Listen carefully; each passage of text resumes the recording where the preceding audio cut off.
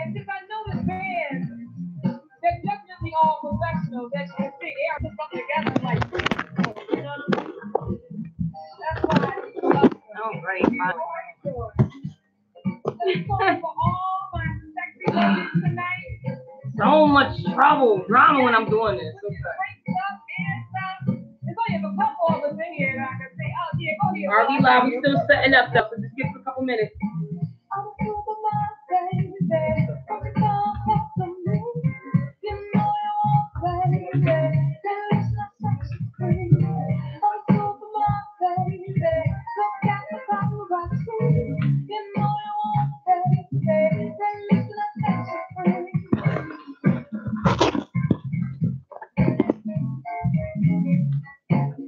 Alright, take it down real quick now. I'm sexy, I'm fly.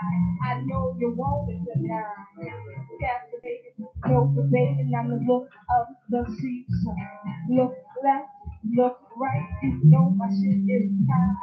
I twist like this, I twist like that. The way I move, you fantasize when I walk into a room. You know, I caught your eye. I'm bold, I'm original and classy and beautiful, so fabulous, so scandalous. So this your mind, everything is VIP. You will see it comes naturally. I'm a superman, baby. Won't you come back to me? You know you want, baby. And let's not touch me. I'm a superman, baby. Look at the paparazzi. You know you want, baby. And let's not touch me. I work hard to get the status, inclusive backstage passes, red carpet, gas shows, where this is, no one knows I'm smart and independent. You are intimidating, this you never see. I'm stacking a lot of green. I'm living the fast life. Girl want to get your cat fight. Down this girl and private jet, that's the start. I'm not done yet. It's your model. Everything is beyond you. You can see it come naturally. Yes, I'm superman, baby. Won't you come up to me? You know you're baby, and it's not much to me. I'm superman, baby. Look at the paparazzi. You know you're baby, and it's not much to me. And it's not such a fool. And it's not such a fool. I want to thank you, Ware, for inviting me. I want to thank the band. Give it up for them for freestyling with me. Give it up for Kevin Franklin on the recording. All right. And I want to thank everybody for coming out tonight. Everybody that's beautiful.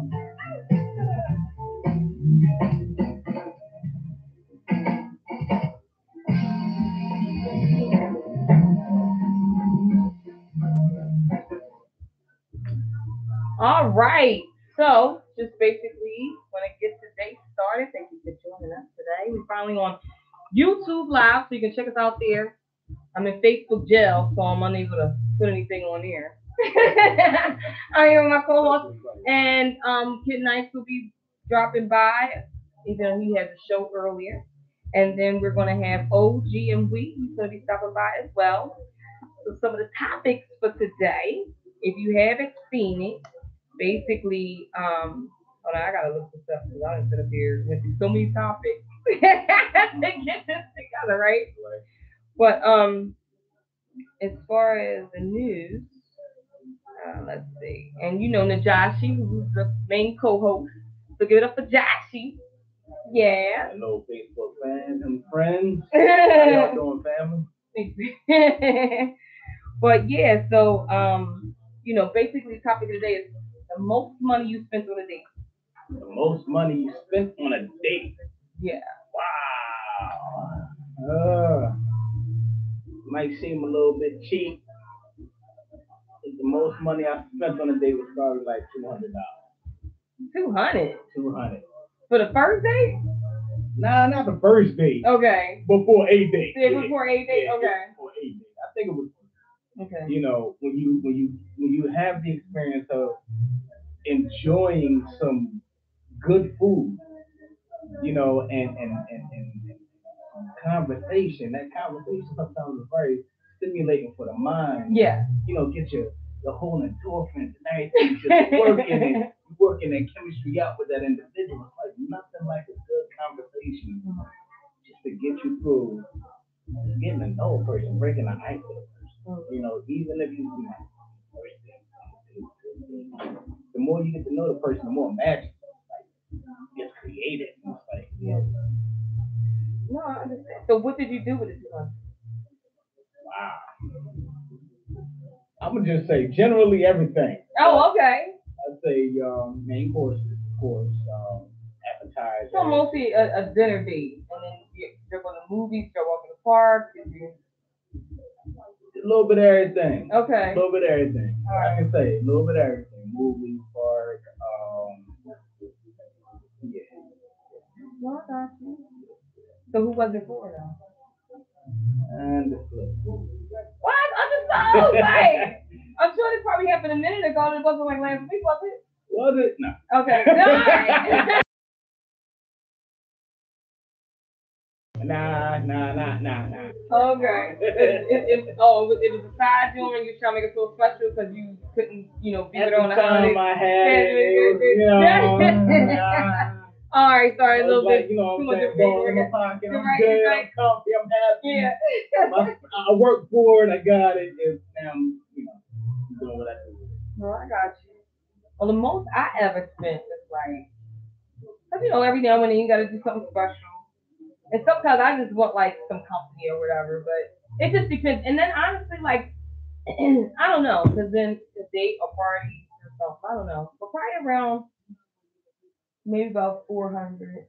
But it was but it was what I wanted though. It was kind of like, you know what I mean. I just wanted to do it, and then I was like, come with me. So it wasn't even really. I don't even say it was a date, I guess.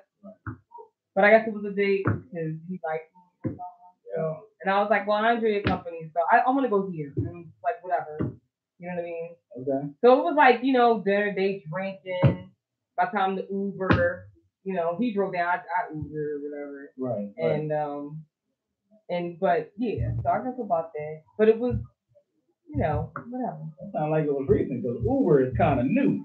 Well, yeah, it was, but then it's always like an exchange anyway, because like then he, you know, it was kind of like one day, but you know, he had already taken me out a couple of times, so it wasn't like, you know what I'm saying? Yeah.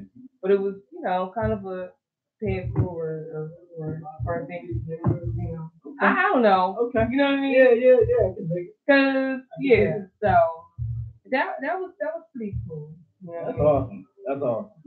But did you see this though? Frank's family sues hospitals that treated first opioid overdose. No, this is like the first time I'm hearing about it. Yeah, no, that was like crazy. I was like, and you know the thing about these major mega stars is like they're gonna be basically in lawsuits for like years. Yeah. I mean, look at MJ. I think that they're going back and forth to court like constantly. Yeah. You know what I mean? Yeah. And so I think it's crazy. Basically, this is a short blurb. I'll read it. It was saying Prince's family is taking action after it was announced no one would be criminally charged in the singer's death by suing the hospital that treated his overdose before he died. Right. Now this is also the other thing too. It's like they always look to bring somebody down. Like you have to let the star take ownership for that too. Yeah. You know what I'm saying? Yeah. Now there were like, you know, with MJ, because it's like this. And you got the doctor. They're obviously in awe over the star, like people like MJ and stuff like that. Right. And then they come to, they know how to manipulate, you know, and then they're like, well, I need more. He's like, no, I know you don't need more. He's like, no, I know I need more. And then you keep going back and forth. And he's like, I'll pay you more. And then it's like, okay. But then you don't ever want to say no to Michael because then he might get you blackballed or something like that. And, you know, and then you never know who they're going to. They might be picking like the lowest doctor on the totem pole because then you can control them with money. Right. You see what I'm saying? Right. And then when all of that happens, and then the family, you know they watching. Yeah. They know what's going on. But then it's like now he's dead, and then you want to blame it on somebody and take somebody else's like career and everything away because y'all don't want to take ownership of the fact that y'all probably wasn't even trying to do no intervention the whole time. Well, a lot of like honestly, I'm gonna just say before we even like take it any further, I'm gonna say that with I used to work in the pharmaceutical industry, so I know that certain drugs give you certain reactions. You know, and some people are susceptible to certain chemicals that just like it makes it attracts them more to it. So if it's an opioid, of course you're going to be attracted to it because it's one of them type of drugs where it clings to your body and like it takes hold of you. You have no control over. If they're talking about it being an opioid, then um,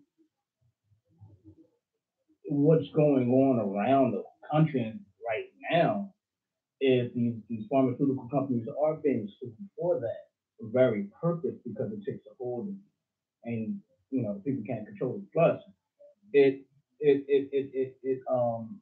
as far as he's concerned, I don't know the full scale of the spectrum of how it might have affected him. As far as MJ is concerned, I don't know the full scale and perspective, but I know that once you're hooked, that's it. Mm-hmm. That's it until, and you don't even know it. And these doctors should be held accountable for that because there either needs to be a safety protocol to let it be known, look, you can't come back. It could potentially be detrimental to you where you can't come back from it if you do too much. You know, and they do put disclaimers out there, but it's not enough. No, it's definitely not enough. And and the crazy part about it is that these drugs are basically synthesized from plants. Yes. You know what I mean? Like I was just like reading up on the history, and I don't have all the names and the details. I'm sure you can find it, the history of like synthesized drugs or something like that. If you Google it, it'll come up. But when I was watching, I was like, oh, that's crazy that they actually. So then it's like, why are we popping pills when everything really is from the On earth? the earth. Well, for a long time there was and probably still an ongoing battle, but it's actually the doctors are losing out and converting to holistic healing now, and that's going back to herbology, going back to the basic nutrients of the plant and what it does to the body, realigning the alkali in your system, Yeah. and that's what it's pretty much all about. Like when you're drinking water, what are you doing? Realigning your system. When you're taking in fruits, what are you doing? Realigning your system. You know, it's flushing out those toxins. So, of course, plants, vegetables, all that. Yeah. Realign your system, makes you healthy. These drugs being synthesized, when you take a plant and you over science the plant, it's no longer healthy. Now it's a poison. Yeah. That's what's going on. Yeah, and they obviously synthesize them and make it stronger too. Yeah. On top of that, you know what I mean? Yeah. So to finish this, it says Prince's family rep in the lawsuit by trustee Michael Zimmer just filed to sue Trinity Medical Center out of Illinois for allegedly failing to properly diagnose and treat Prince's opioid addiction before he suffered another and ultimately fatal overdose a week later. In the docs obtained by TMZ, the family claims that Trinity's action or lack thereof was a direct and proximate case of Prince's death. They are also suing one of Trinity's doctors, Dr. Nicole Mancha, as well as an unidentified pharmacist. Sorry, I know I'm buzzing. And Walgreens. Right. I need some chapstick. My lips is like sticking together. All right, so Walgreens. Right, I got lipstick on those. Employees who may claim were involved in providing care to him in his final days. They're suing Walgreens too, by the way. Oh, wow. Yeah, like they just going ham. Wow. We broke the story. Prince made an emergency landing in Illinois where emergency responders gave him 2 shots of Narcan to save his life. He was taken to a nearby hospital at the time, which apparently turned out to be Trinity. In regards to Walgreens, Prince's family claims that the drugstore chain was dispensing narcotic prescription medications to Prince for an invalid medical purpose and failed to make sure he was using the drug properly. But how? But the pharmacist only gives you what the doctor prescribed. Like, to some degree, they do have to sign off on it, especially for prescriptions that are not over the counter that you need a signature, something like that. You need a signature. yeah. So yeah, it would be right. The doctors have fault for this. Mm-hmm. Not just the doctor, but like whoever gave him what 2 shots Huh? of of a drug. Yeah, it was because he direct proximate cause of his death because That's he had an already emergency overdoing it. response. Yeah, they gave him 2 shots of Narcan to save his life. But see, then I guess after that he had to be on pain medication. Not named in the lawsuit, Dr. Michael Schulenberg, who investigators say prescribed Percocet through his bodyguard, Kurt Johnson, serving as a proxy. Schulenberg settled with the feds over that violation for a $30,000 fine. Video of Prince at Dr. Schulenberg's office was released last week, as was an entire trove of evidence acquired in his death investigation. I don't know. I always think it's like it definitely is always tragic to lose somebody that has touched the world as much as they have. Yes. But at the end of the day, it's. But at the end of the day, it's like you're doing drugs too. Like, but you know what? That's. And even though he's addicted, like. But that's almost defamation. Like if you look at it, like not everybody ain't innocent, but some people do come back. After realizing, I'm doing harm to myself. You know what? I need to get out of this situation. I'm coming back, and as far as I know, the last things I know about Prince,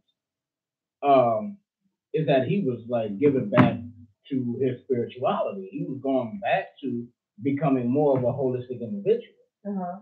So that's already a contradiction right there. Yeah. Your whole lifestyle has changed for the betterment of you and whoever you affect around you. But then you got mainstream America coming at you at all different angles and hitting you up in areas that they should know better. That I know they do know better, but what do?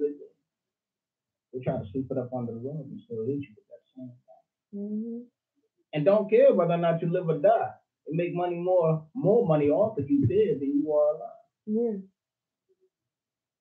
But sad truth. Yeah, but I don't know. And God rest his soul, Dr. Not Doctor, I'm sorry, Dick,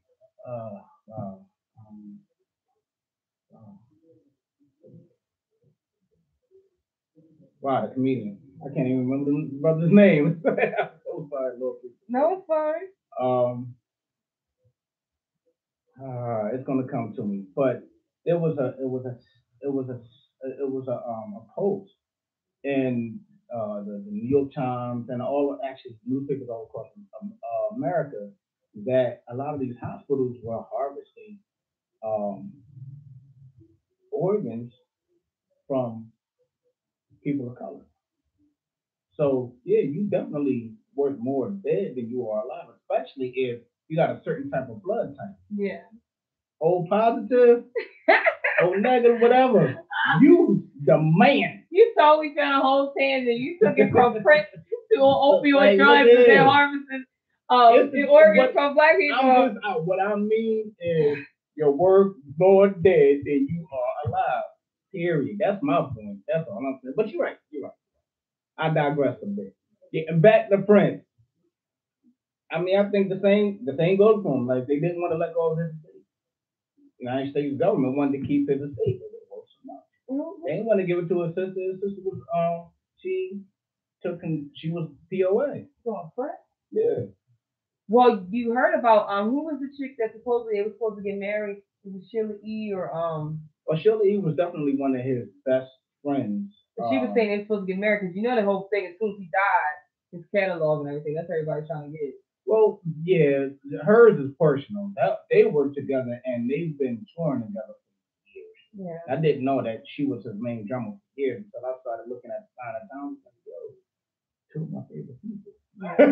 I even copied the shout out to Sheila E. So she did. I said, I want to try that. Right, she's the one that made me want to become a drummer. Oh wow. Yeah. Yeah. Bad woman. And then I realized I gotta carry that around. I said, okay, I need to fix it. You know what? Hey, once you I get said- into the, I it's a said, you workout. got that. Once you get used to it, it's a workout. It's worth it. I said, you got that. I wouldn't mind doing the timbale. You know what I mean? Like, Now that's an easy then instrument. that's what I You can saw carry with that her. on I your was back. like, and I was like, oh my God, I want to be a drummer so bad. Like, that's exactly what I want to do. She was like, she was killing it, standing up, spinning around. I was like, yeah. She had double bass. She had like 10 drums around her, and she was killing every last single one of them. Then jump up off the drums. Prince gets on the drums, and then she jumps on the tamale. They doing her song. Hey, look at her. She better stop. She bad. Prince is a bad look. Yo, Prince, power to you, buddy. Rest in peace. Bad man. Bad man. But going back to this story. Yeah. I mean, hey, I wish the family nothing but luck and success because I'm actually currently my family is undergoing something similar. Dealing with the misappropriation and the intentional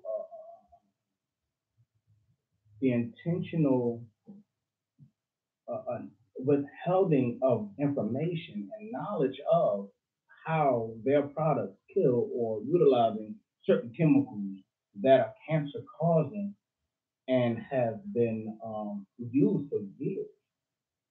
People have been developing all types of cancers from like mesothelioma to like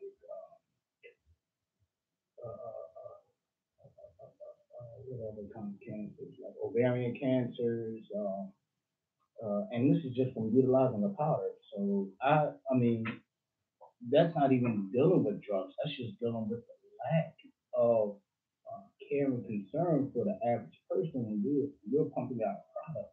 Yeah. And that's the same goes for the pharmaceutical companies. They just pump out products to make money.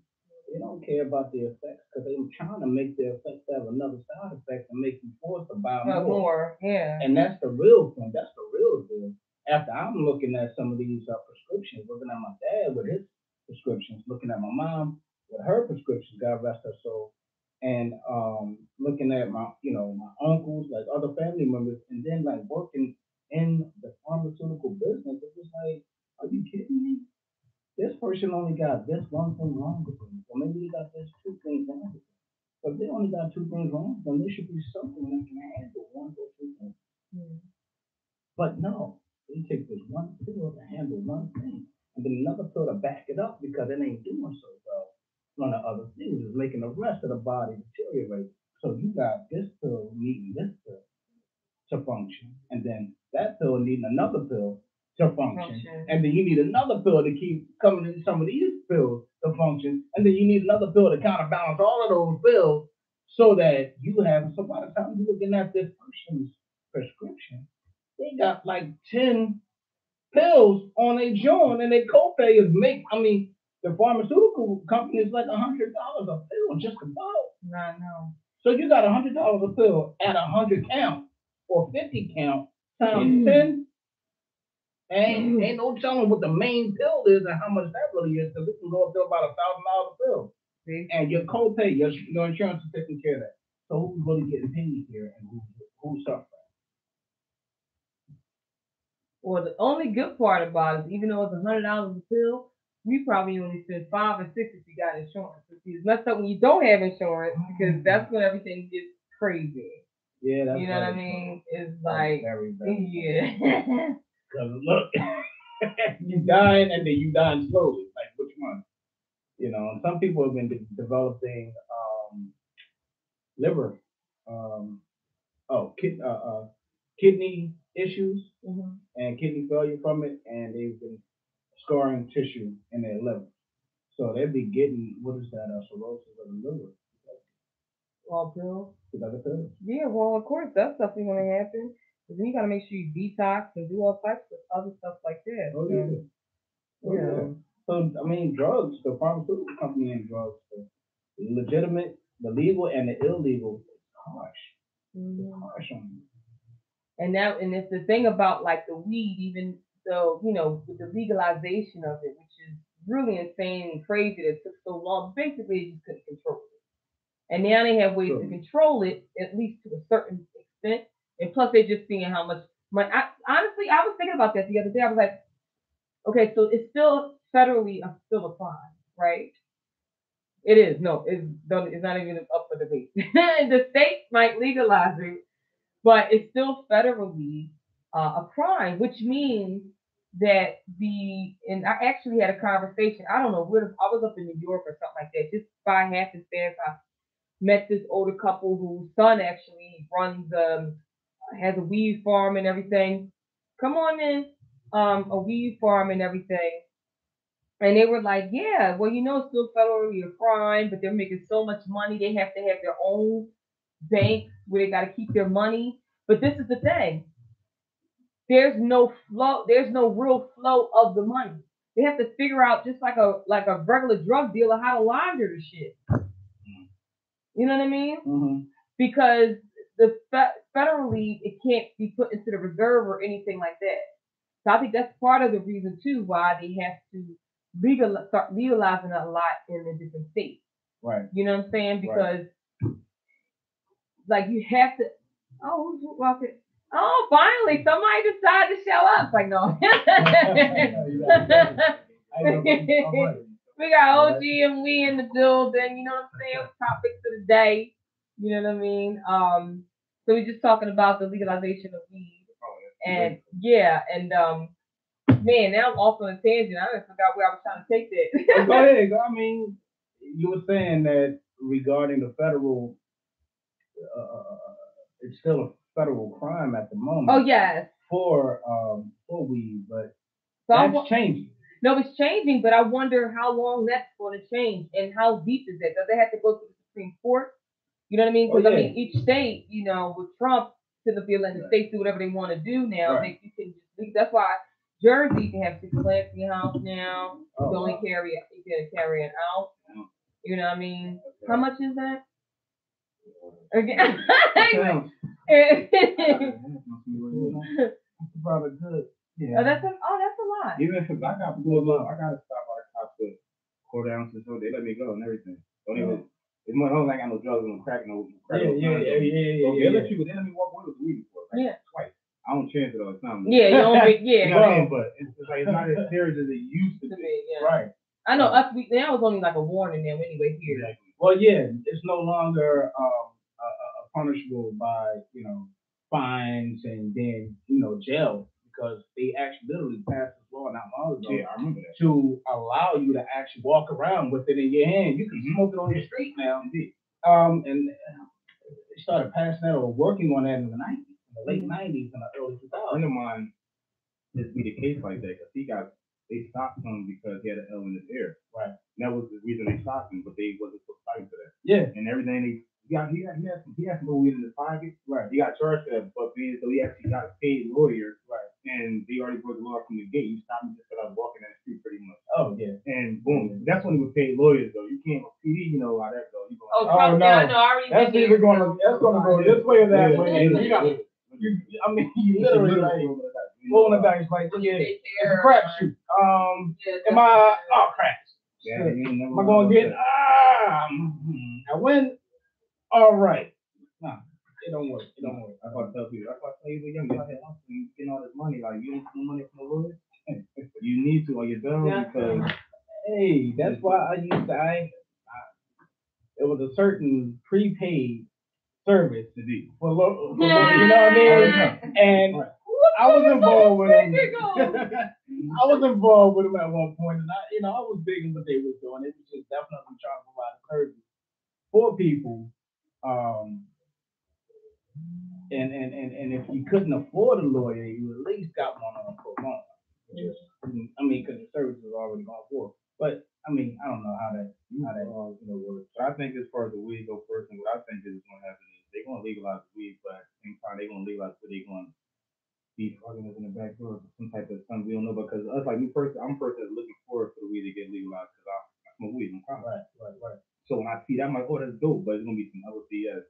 That's on the back end that's not going to find that we're going to find out about like 2-3 years from now. Why is weed got legalized? Because it makes sense to legalize weed because on the way how they can tax it. Right. Like, and they can tax the hell out of it because it's like they tax cigarettes, liquor, and everything. We still spend money on it. Right. He's taxing weed. I get to go legally downtown and buy legally some of the best flower ever for legally. Oh, whatever the tax is, I don't care. It's be a $10 tax. That's cool. I'm gonna pay it. There's no worries, no stress. I'm not sneaking or even if the weed do me wrong, I could still sue this guy now. Yeah, Right. that's true. You know what I'm saying? Before you couldn't do that, You they gotta try to give you like some fees You and gotta shit. take You know it what I'm saying? on. You get that? You get straight dirt. You get a receipt, you know, that Right. counts. Yeah. That's the gift from the God to the gift is like it will. I mean, I think it would if they do what they're supposed to be doing with the extra money that will come from it. It would be a better America, but this is America, which you already know they're not going to do what they're supposed to do from it. There's always a long game with this stuff. Now, mind you, listen, this was in like 2016 where they said if you have a medicinal marijuana card, the Ninth U.S. Circuit Court of Appeals said that you can't buy a gun. You know what I mean? I never heard that before. Well, yeah, this was that's Nevada. Oh, no. So those are those are certain things that I think that will go into play. Just trying to, because I'm always about like this whole disarm America thing. Right. I mean, You saw that killing Mike in our engine. Yeah, Exactly. I was like, see, this is he said exactly what I wanted. That's what I've been trying to tell people. This is bigger than that. That's why you don't want to be marked as mentally ill. You know, even in Pennsylvania, they're doing like domestic, then you have to turn in your gun. Whereas before, it was just a restraining order, you didn't have to turn your gun in. But if you had got a charge now, they're trying to push that through. It's not through yet, but I mean, the way stuff's been going, I mean, some things got to change. Yeah. That just bottom out a lot of it got changed. Compared even with like I was watching something not so long. I'm like, we grew up watching this type of stuff. Like when they talk about that rape culture, like we really grew up in their culture. Like we really watched. And we thought, and I was laughing at some of the stuff too, but like, some of this is not cool. Like, yeah. I'm grown, like, man, that's not cool. Yeah. Like I was talking about, we watching my son, like, we kept it with you is not cool. Right? But that's how it was. Remember the construction workers when they used to do all of that? That was crazy. You can do this. Right. I'm gonna make it a little easier for you. You want that one? Okay. Yeah, it's different times, and like we gotta. I look at it as like I got kids, I got daughters, and so I'm just trying to get them prepared for life, but there's no preparing for this. There's no preparing for this. But also with that as well, which was pretty, no problem.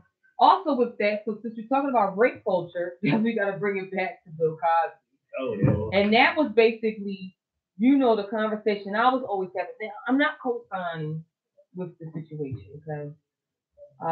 But it's kind of crazy, like with just during that time. You got to spread it out like a spider. You see me, right? This is new. No, it's cool. And then you do that, and then you tighten it here. So I'm trying to set OG and we up for those listening again. One of those. You can move the legs. You got to move the legs. Oh no, I'm just more amazed at the situation now. Okay. I'm technology. That's what it do. I still get excited about technology. I mean, I got lectures everywhere. I have whole lot of conversations with the lady, We did it. Oh wow. Like, no, this is awesome. I love it. Yeah. It's not like it. Like technology. I haven't learned how to use it. I first heard about Bluetooth. Yo, a Bluetooth speaker, like, that was the best thing. Bro, when you driving and you got Bluetooth in your ear, it's like, yo, you ain't got to worry about anybody in the car being uncomfortable about what you listen to. You can just rock out. Exactly. Age, what's up? Boom. Speaking on this, John. But with Bill Cosby and everything, I'm not really co-signing it, but all of this stuff coming up, it was a different time. I mean, drugs was kind of new and, free love, 60s, 70s. So I think, and also you have to understand, like, people don't understand how powerful Bill Cosby was at a time when things were so segregated. And just, you weren't seeing exactly, and it was like crazy. So, everybody always had advice, you know what I mean? But do I think it started out as malicious? No, I just think it was around, and then chicks got easier. And then you realize now, okay, I give her that, now it's easier. You know what I'm saying? All right. And then That's you ask me, that's where I get from, because it's like, what about chicks like Superhead, who put out whole books of exactly what she was doing? Right. This is what we was doing. So it's like, there's been plenty chicks who try to get to Superhead level, and when Superhead put that book out, a lot of chicks really start going by her method, Right. and winning. And if you look at the age of we and them, that's really the main method. Right. It's, I sad to say, but you got a horror when the way they go way, they get way more popular than somebody that actually compared to you. You don't do what most people do, but compared to somebody who's showing their ass on the gram every single day, oh, you see I the do clip. be talking for Right. I sometimes take on Instagram, break down PERSASOUND.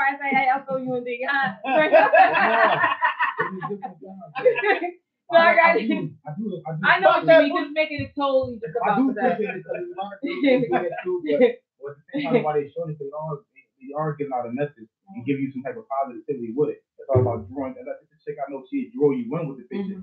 But if you actually get to read what she's saying, If you like, can get past the ass, if you then get past the ass, and I read, so you got a little bit of class. But that's, I mean, the way the culture was back then, during that time, during the entertainment system, business, during the, what was it, 80s, 70s, and the 80s, it was definitely getting it in. Like, yo, you know what? You want to be down? Do what you need to do. If you get down with me, I'm going to get down with you. And I might do you good, and I might do you bad. But you, again, rolling them dice again. You rolling them dice for your career. You with the Harvey Weinsteins. That comes to the quality of the female, because I remember I was telling somebody recently, like, me growing up, the prettiest girls in the neighborhood, you couldn't even. Nobody around us was messing with them because they already messed with older people. Yeah. But nowadays, somebody with money, they was going out there. the same as But nowadays, the prettiest girls now, it's super easy. Super easy, because they just tell you, oh, I need a check. All right, most niggas pay the check, and I'd be like, I got daughters, so I could never do that. It was like, but it'd be so many people. It's like, oh, you understand? Like, before your daughters, you was like, I know. No, I know that. I want to know you enjoy me for real. I don't like that thing because I want to know you not. I want to know you really enjoy my love. Right. Don't make me know. I'm not paying for that. And you don't have your glasses on today either. I know. I'll be. My wife said she's gonna kill me. No. Shout out to the marriage. But I'm not used to that. I'm thinking like another year, so I might really get used to. So you really need them, or you would just? I don't really need them. That I'm getting older and like certain shit from like far. Yeah. I mean, if you used to I could see clear. Now it's a little blurry. So yeah. This thing had me catch it before it starts. This coming. No, it hasn't. But you know what? Going back to these celebrities and these issues. I mean, if you look at, like, for example, a lot of people were. I know y'all remember when they was attacking Mike about some of his eclectic tastes in, well, Michael Jackson. Okay. I'm sorry, MJ. I'm sorry, my bad. But I make it clear, Michael Jackson. His eclectic taste. There was footage found that I personally was just looking up some footage for my daughter. That's her favorite all time greatest hero ever. And so I'm looking up some footage, and I'm just coming across something. I was like, whoa. All right, I think I just came across a vice of somebody who's like amazing. I'm looking at this short person's leg, and there's some white substance on this short person's leg. What? Okay, so you on YouTube looking up footage of Mike? Okay. And I found a picture with two midgets with Mike, and it was a short person on his leg. Gotta pull it up. In the 80s, yo. You gotta pull this up. It was crazy. Was it powder or was it? Who knows what that was? Now, You know what it looked like. On a midget leg. Hey, it looked like Okay. Like it's Mike. But, hey, like I was saying, everybody was partying at that time. They was partying hard. And that was, you see what? That was your choice of drawing. Quincy Jones came out. Was that Quincy? That was Quincy. That was Quincy. Quincy He was said a lot of things. Like, oh, he said a lot. said a whole lot. He said a lot. Yeah, I had to look up because I didn't know throughout the years all of his interviews do be like giving up faith. He don't give a fuck. He don't. No, but he has a downside of his life. But they said he basically waits until they're dead though before he does it. Which is smart business. No. It's not defamation. Yeah. I mean, I But I guess can't sue you. You can't I mean, do it, right. right? Right. It's just saying, you know what? This is my time with this person, and you're just like the Bodyguard. Did y'all see the movie? Yeah. His last movie? Oh, what bodyguard? The Bodyguard released a movie about his last time, or Mike's last time with his kid.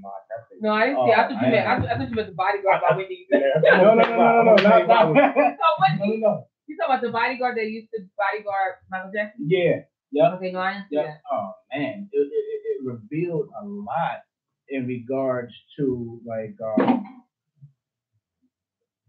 wow, I just lost my train of thought. But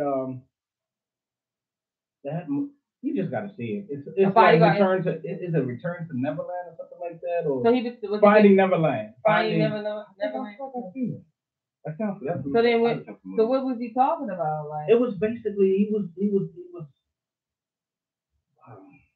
The movie just like I got a flash of the movie now, and it's like I'm about to tell you the whole movie, and I don't want to do that. So I don't care. We just talking. Where is that? I still can watch it. It was, You know what I mean? I think they released it off a Lifetime, so you might be able to like either look it up with Hulu or. Yeah, I've looked that up, but I'm watching. Are you watching the murder case of Tupac and Biggie or the Unsolved? Yeah. It's so I had this conversation about the other day, like. Cause a lot, I mean, like me first, like I'm a Tupac fan. So I don't watch damn near every documentary there is to watch. So as I'm watching this show, I'm looking like, oh, they adding different shit in here. I'm seeing what they adding different, like, what they adding different. It's one thing I'm gonna say. When Pac got shot in the elevator. Yeah, and then he walked up and said, "Oh, where my money?" Yeah, that's crazy. That never happened. That never happened that way. Okay. But for me as art, I thought that was a dope ass scene. See, right? What I'm trying to explain to my people is like, oh, that's not hard. Y'all missing the big. They still telling a story. Right. They're telling our stories, man. You gotta. Even though we live through this certain shit, it's like, all right, I know that happened, right? But it's like they tell you it's not everything is not gonna be real. So then, what happened? Then if that's not what happened. Oh, he didn't make it over. He didn't go over to the other upstairs and walking around. He stayed right there. The movie got it right. Okay. Yeah, the movie both movies got it right. He got shot right there. He couldn't move. He got shot in the fucking head and all that. But in the TV show, he hit the butt on the elevator, went all the way up to the other joint, walking in the studio with Big and all that. It was like, what fucking money? I'm just like, I'm like, oh, that was gangster. That was gangster. I'm like, I love it. I know they have like that. I'm like, it's cool because, like I tell Pat, Tupac, Big, those are American heroes to black people. Yeah. So them telling our story is still our story. So whether they're gonna do, they're gonna do regardless. And if you notice, there's no original music in that show. Pay attention. None of the music they're using is not from Tupac or Biggie. Right. They can't. Well, without the estate signing off on it. Right. That's what I'm talking about. And I was like, man, they must. I'm like Biggie, like, why would you not sign? But it's like they must think the people who own that music. Because they don't. Sometimes it's like you don't want to give the rights away to something like that because you don't know how well it's going to be done. Exactly. But honestly, just naming the stars that are actually involved in it, they should have known that it was going to be decent. But then they might want to have control over it. Many different reasons why. But the last one I seen was then it took the whole script talking about it actually was Puffy. Yeah, I watched it. And I was like, but all of years, 10 years, you thinking it's Dirty Cops, but there was Dirty Cops. It was Puffy. But they sit up there. If you watch, I tell people to watch. I said it.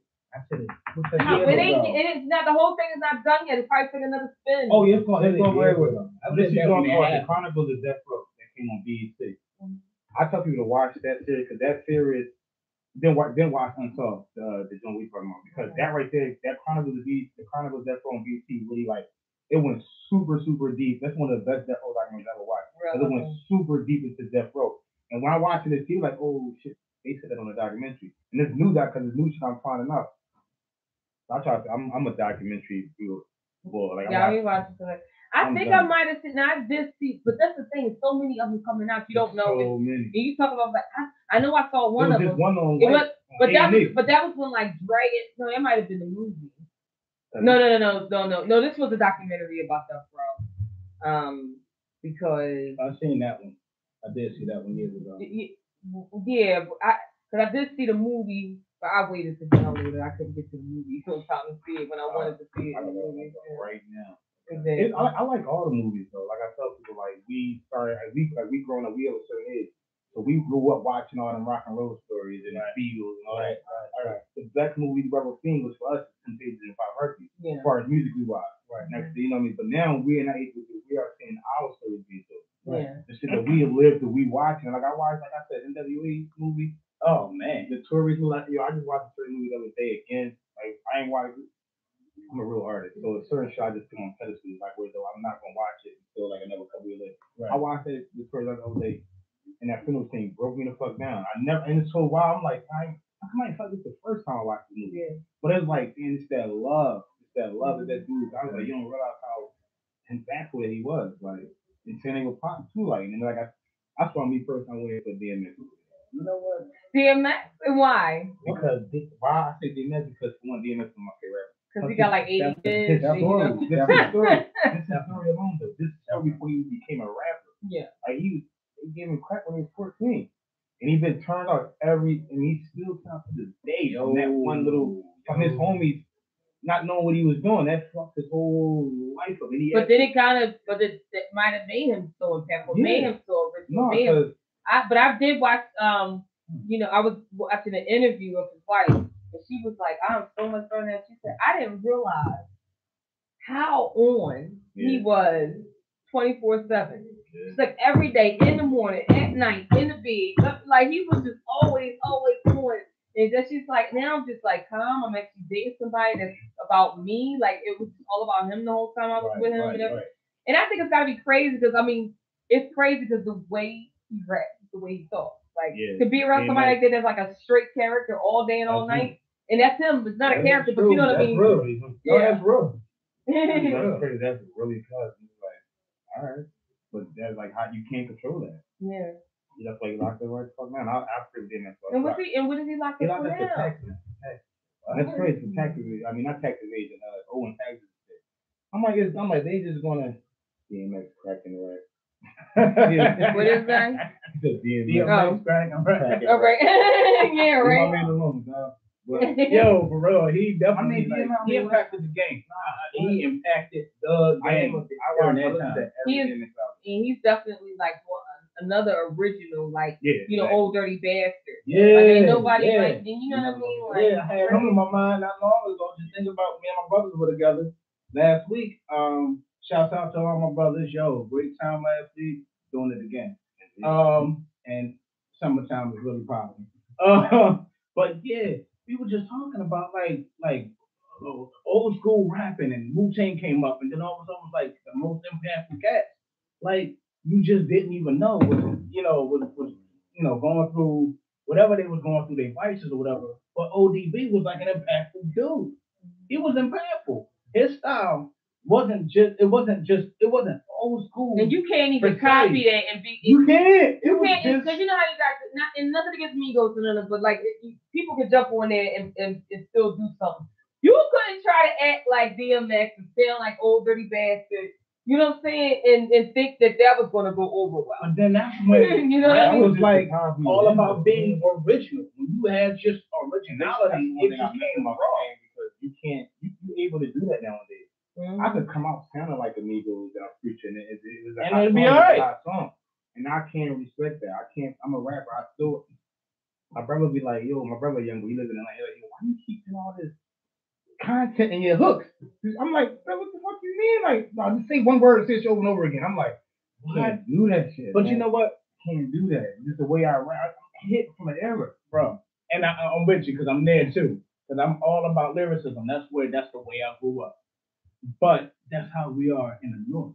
The South learned how to capitalize off of lyricism. Yeah. Not even so much lyricism, which is like ride that beat. Exactly. You got this 808 going boom, boom, boom, boom, boom, boom, and it's just, and you got the track just going.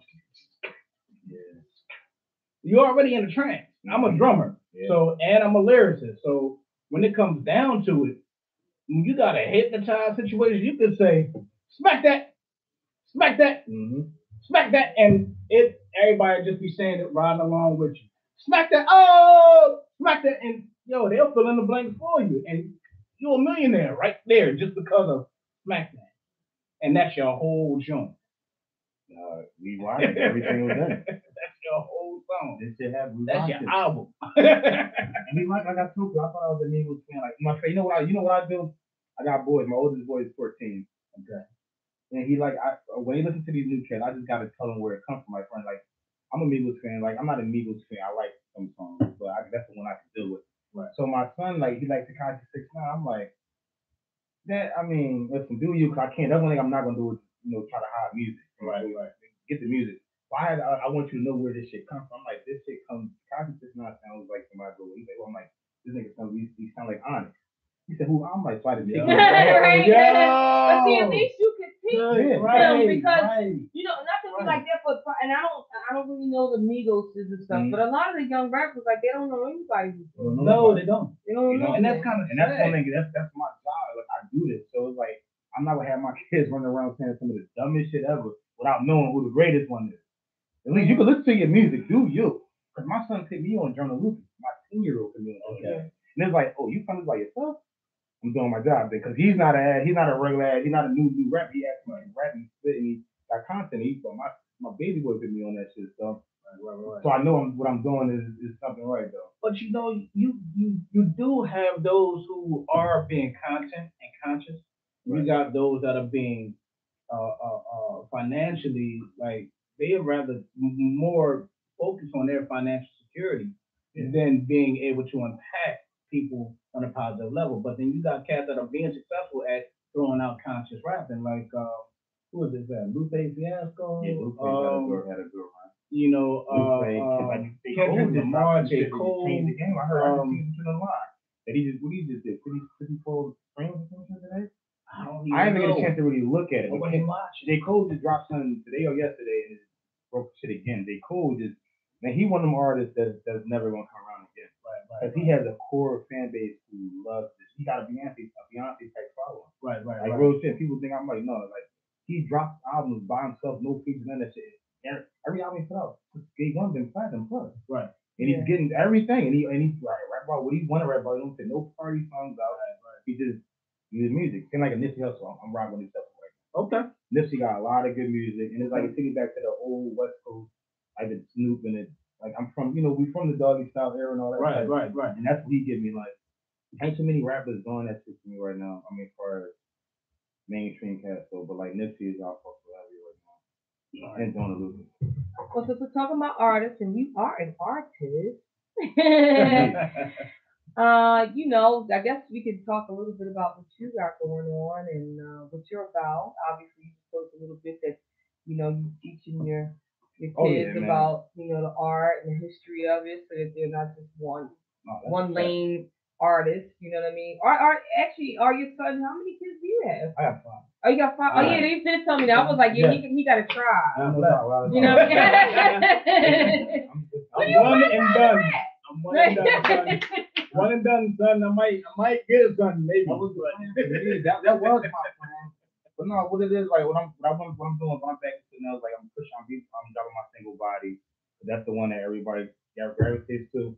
What I've been doing lately, I'm about to take OG Talk, where I'm just pretty much gonna be freestyle until the real OG Never Die project come out. But I call it OG Talk because I'm going to just drop my jewels every time, either whether it be from coming out of my mouth or whether it be a little skit from something we know or whatever, but long as it makes dropping some type of knowledge on whoever the listener is. Right. And that's my main thing. So I just been anything that's popping, I just been trying to knock it out.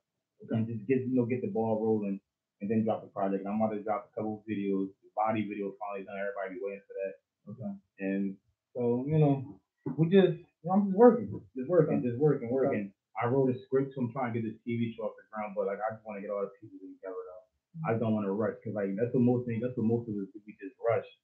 We rush, and then it looks half-assed. Especially when you talk about stuff like such as movies and TV shows and original music. Yeah. You don't gotta rush that shit. Take your time, do that shit right. The people who are actually waiting for it is going to appreciate it. Right. And that's what made me give it to me because every time I feel like I'm not being appreciated in music because as being an artist, we had like this shit that had you plenty of nights in the crib. Oh yeah. You know what I'm saying? Every single time, like it really make you question why are you doing this? But then the answer's got to be, yo, I'm doing this from because I love From the heart. and I love what the feedback people give me when I'm delivering for them. Exactly. And I keep getting pulled back in. It's like, No, I guess, you you know, can't. it's like, You can never leave it alone. It's Yeah, being leave bold. it alone. It's Yo, you call. Like I've been doing this since I was 8. Like I told you, I've been performing since I was 8 years old. Right. I'm 35 now. Like I still love this shit. Right. There's days I hate it. Right. But every time I hear it, as soon as I hear a nice dip, I'm Like, it's just It's muscle memory, bro. Yeah, like you can never get like I'm not for like a whole 2 years. I'm like I'm done with it. I'm done. I'm not even fucking around with it. Somebody came to my house for the day. I'm like, yo, that shit, I can. Then I just Sound that like shit. my Yo, I brother, couldn't. yo. I promise you, I couldn't rap. Before that young man came to my crib, Right. shout out my man Zaboo. Before he came to my house, yo, I couldn't write no raps or nothing. He came to my house, it just his vibe, whatever it was, and she just started pouring. I've been on my road ever since. Shout out to Lil, my brother. He's the same way. He's a hip hop head. Right. Man, I mean, honestly, back in the day, we was rocking. We was getting it. My whole family, we was just all just writing. I mean, for real. Like sisters, brothers, like cousins, everybody was getting it. Muhammad 5. What is it? I can't even think My brother Lil just took it to another level. I mean, he attached his whole essence in it and attacked every level of hip hop. He's involved with it. Right. But over time, he just became a family man. And he spent, action at that like his passion. His passion was like just right. And it was just like, it never died. He just still like, hey, he was spitting from one of our, a lot of our weaknesses was freestyling. Right. To this day, I'm still struggling with that. I might kick one and it might sound great, but it's like it's a struggle. But my brother, he adapted to it. No, that's this is where the love is coming from. He adapted to it. So I definitely feel you in that regard as far as like being able to take your craft and not be discouraged from so much. It just comes to you. This is what it is. It just comes to you. It's so wild you said it because like this wasn't like I had so much shit going on the last year. So like within the last 4 months I just been writing 16 hours. This is I write a 16 every night just on BP. I wasn't having no plans of recording shit, but then my brother called me, my other brother, and he like brought the whole studio to my house.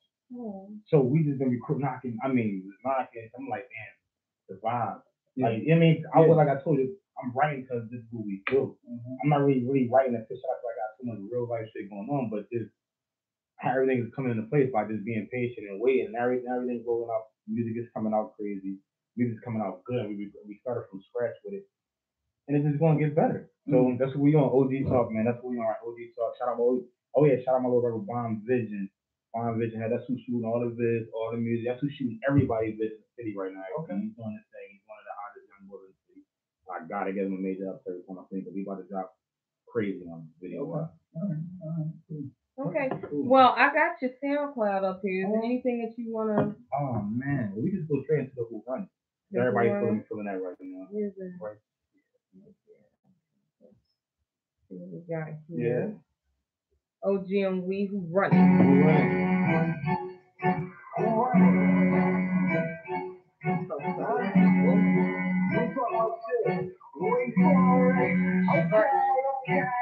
Now I'm gonna get tight. 4 pound of motherfuckers here right now. Your boy, you're more than a drip. Get up at the red light. It's red light. Let me run it through the red light. Put your lanes in the pit. Put your niggas like that one pit. One man, I get short, man. I got niggas who will do some more than that. What the fuck is this? All that. Before that's it, open nigga ass that's fucked up.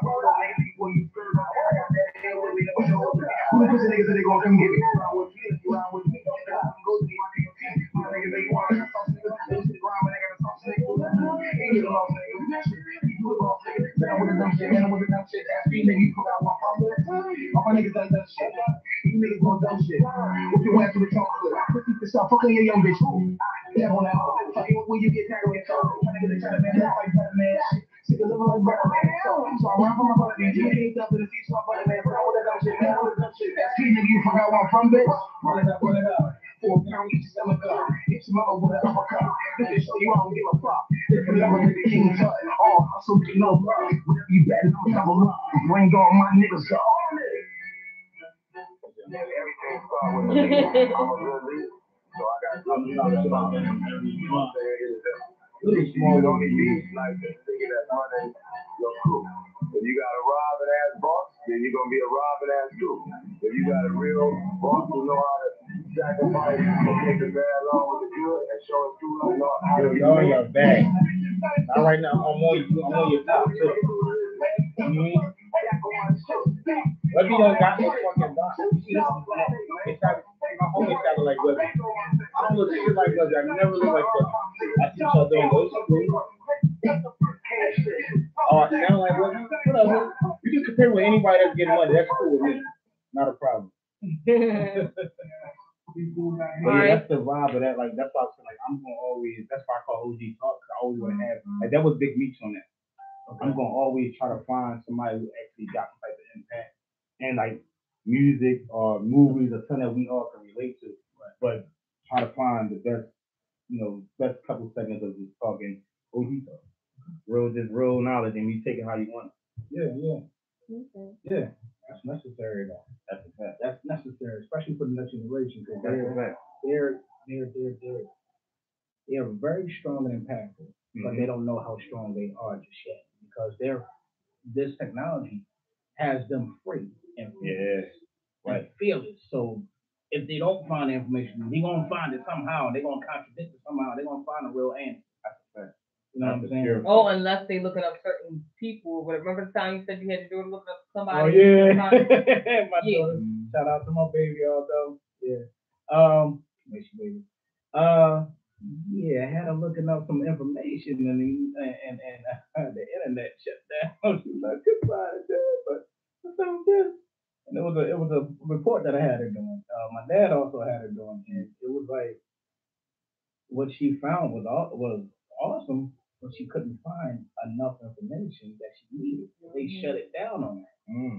Yeah, they don't want you to know the truth. They do that. Oh, that's a fact.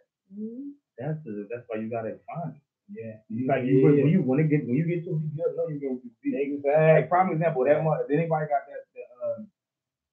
the inbox with the Donald Trump school, the food meals? Anybody got them inbox? No. What was it again? Because if I see it, it looked like a whole. I just ignore it. Yeah, it was supposed to have been like the food that even that Zuckerberg thing they sent up this center. I'm like, can y'all just? I don't know what you're talking about. Yeah, it's talking about it's gonna get. Somebody made a video about the new technology. You can make so say I shoot a video of you. Right. Then I can. It's some technology where I can act. If I say, yeah, and change your whole mouth and stuff. So basically, they assume they take your picture. That shit crazy. Or they'll find a picture of you on like the internet, but they'll have like a blue screen, and that blue screen is connected to their computer. So they'll take the likeness of you and put it on my face, and I'm talking, and it's your face moving. So it's like the Snapchat shit, just for more realer. Well, I guess so. With the face swap and shit or whatever. Yeah, but how they do it, it's really like the best one I ever seen was the one with George Bush. And he was talking, and literally you could not tell. And they had side by side with the guy changing he would only chime in and change certain things. Yeah. And then it would change his voice because there was a little bit of a delay. Right. And change his mouth and everything. But you would never know unless you were a technology person. Yeah, that's why I said it's so scary. Yeah, it is. The thing I would watch that's super scary because I always go back to I try to anybody and everybody on the Khalid Broward situation, like. In the hood, shit like that. Oh, people think they don't fuck with us in the hood. They know they do fuck with shit. They do. It is certain agendas out for certain people. Like that Khalid Broward shit. I try to tell my son about this shit as much. Like you cannot get caught up out here, bro. You get caught up out here, and I can't get you out of the situation. You just gonna be in the mix. Like you can't play. Like you tell me, like they got more tricks to fuck with us. It's scary. Yeah, it's scary. Yeah, I tell you, that's the most scary thing ever. I'm like, this is more. Raising my kids is more scary than a fucking gun in my face. Like that's the fact, because I don't know. I can tell my boys whatever, and they gonna go out and do what they gonna do. Same thing with my girls. They gonna do what they wanna do. But all I can do is install as much as I can. But it's scary as shit because you don't know what it was scary for us, bro. You can't even believe your eyes. You know what? Here's what I learned that has been effective over the years. Not to say it's definitely been effective for my generation and my family is the seeds that you drop, right? just sit back and watch. This is what my dad was doing. Sit back and watch them join grow. Because as soon as they get into some kind of situation, right? Whatever that situation, they gonna remember something and get them out of that situation. I know we do. I've done it. I know exactly what you mean. You know what I'm saying? It's gonna be like, you know what, Pop said, oh, wait, hold up. They tripping. Let me go ahead and sidestep that situation. Or somebody trying to manipulate, hey, baby girl, nah, dog.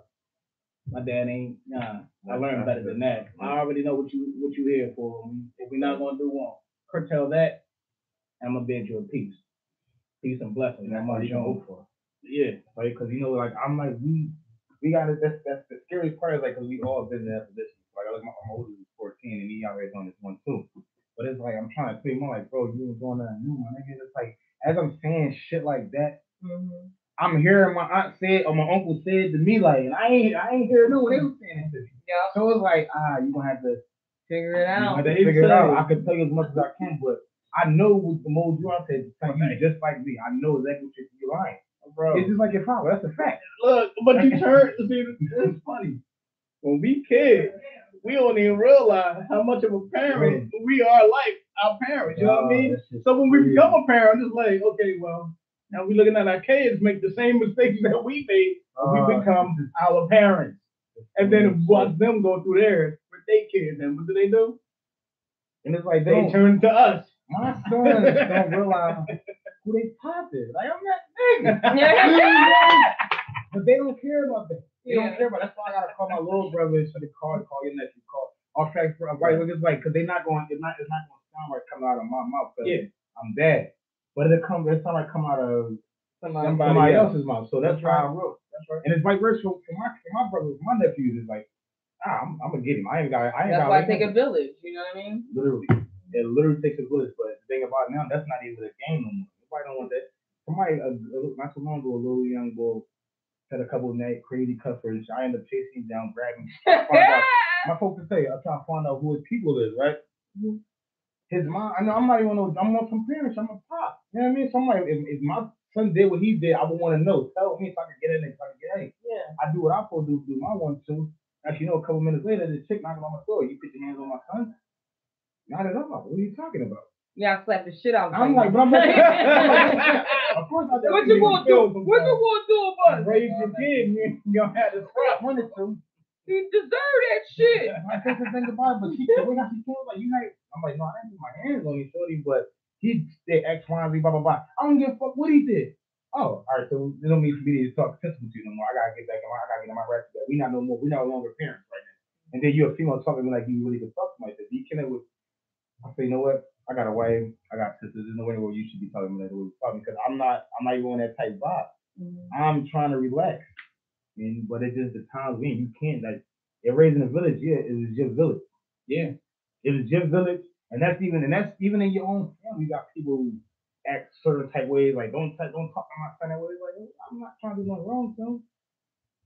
I mean, I miss those times where it was annoying to us when we was kids, looking at like the village, looking at you trying to, just have fun, do what you do, footloose, fancy free and everything, being as bad as you possibly want to be, getting into all kinds of stuff. But then you got like the Miss Maggies of the world that just be looking out for you on the real. You don't even know that. So Miss Maggie, an older lady with so much knowledge and wisdom, and she be but I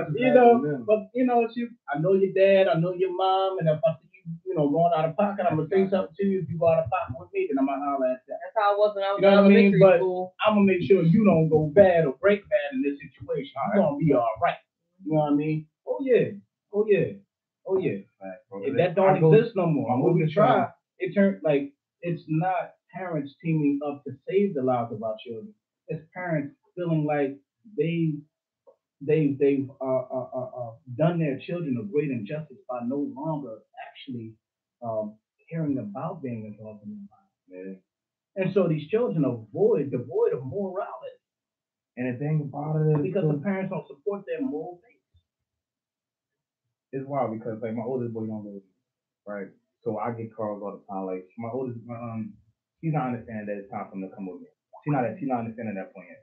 So, damn it, Yep, not for you like that. So obviously you don't want to do that. No. My oldest one, but it's like he acting out right now, and like she come like they picking on him at the school. The teacher, I'm like, the teacher is not picking on this nigga. Trust me, I'm trying. But she's so hard. You're supposed to ride for your child, no doubt about it. But it's like that man is not picking on this little ass boy. Listen to me. You gotta go, but you go up there. Listen to me. He said you're not. She don't go up there as a parent. She goes there as a parent, but she go up there as a parent.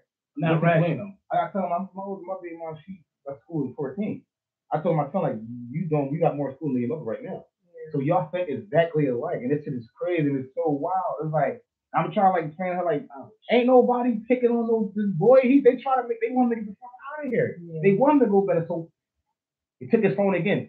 He's not supposed to have the phone in the joint. Yeah. So I don't care what he's doing. No, it's not what you. It's not you. Exactly. And it's like at this point, it's like I don't know. I'd be so stressed. Like I don't know what the hell to do. Like I can't. You're not trying to. I'm about to go to court. It's like now it's about to be a whole another issue for me to try to grip a grown ass nigga in the face. So he's 14. He's doing him. Now he don't do what he do with me. I get in his ass. But as soon as I gotta tell her, you gotta let him go. Cause as soon as he go back home, it's back to the same shit. Cause he know you there. But yeah, that's the critical and that's the age. only 14, 15, 16, 17, and 18. Those are the critical ages right there. Yeah, those are the times where the 14, you already like your foot is out the door. That adolescent. Yeah. Your foot is out the door, way out the door. But your other foot, you trying to. It's like on the edge of the line of adolescence. You trying to keep it there. That's most 14, 15, 16-year-old. Mm-hmm. But then when you're 16, it's like, all right, well, I'm grown. I'm going to go ahead and do grown things. When you're 17, it's like, all right, well, I'm kind of getting a little used to it. And then 18, you get a little bit fearful of the fact that I'm about to do this by myself. It's about to get real. It's about to really go down. That's not how it is now. These young niggas get to stay in their house forever. Let's keep it on. When we was 18, we wanted to get the out. Yo, we were trying to get out. Y'all niggas know how leave nowadays. They get to come home.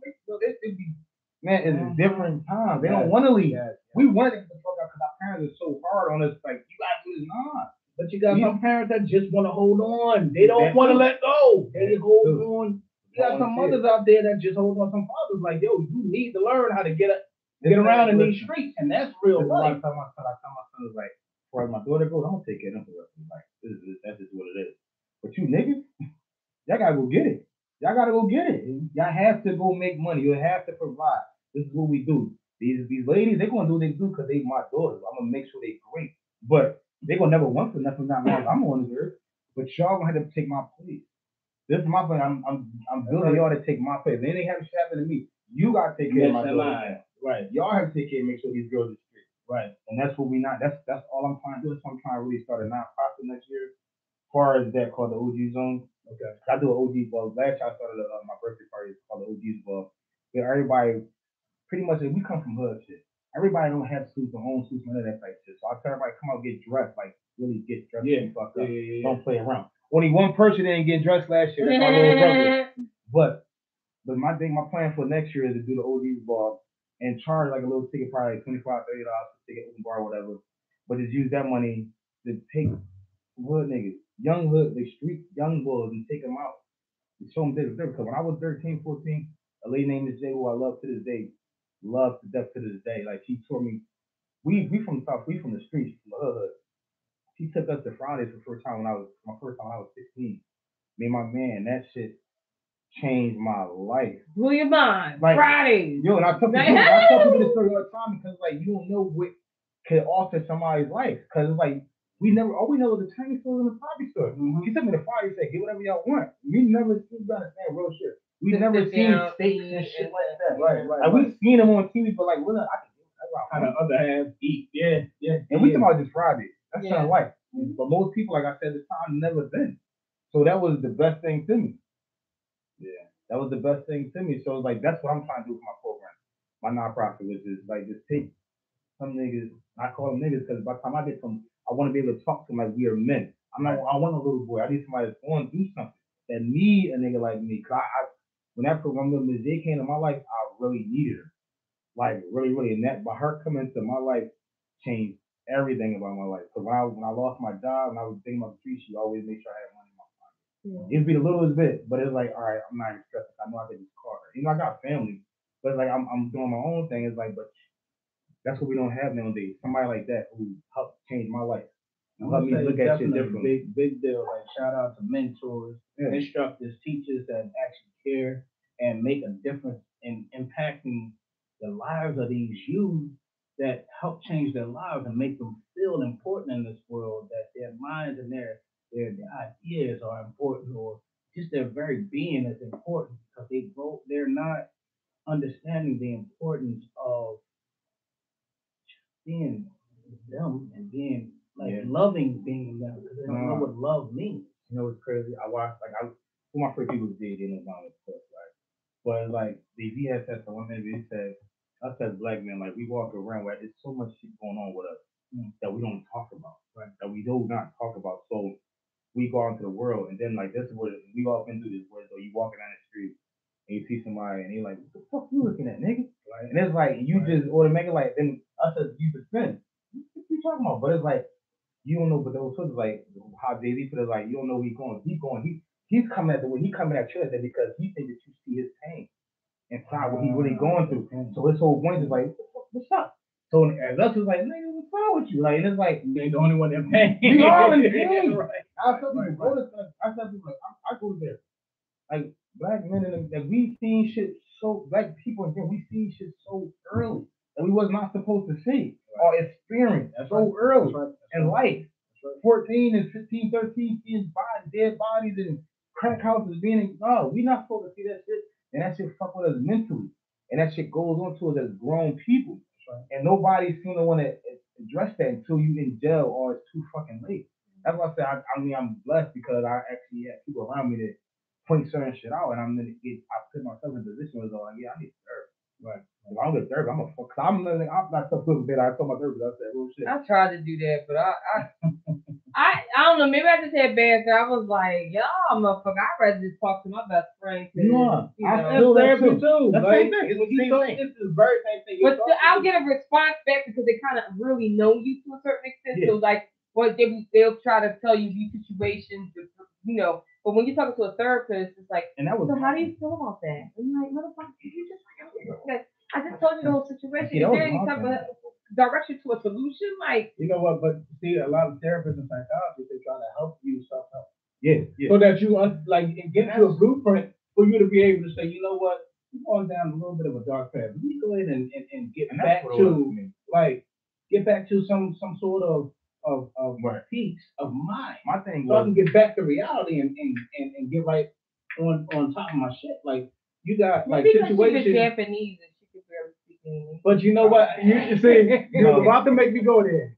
A lot of like if you can learn from pretty much every culture out there. No, I got it. So if you look at like if you look at Taoism, Zennism, Confucianism, like yo, they help you. That's like some self-help shit right there. Like as long as you can say, you know what, I'm gonna make sense of it for me.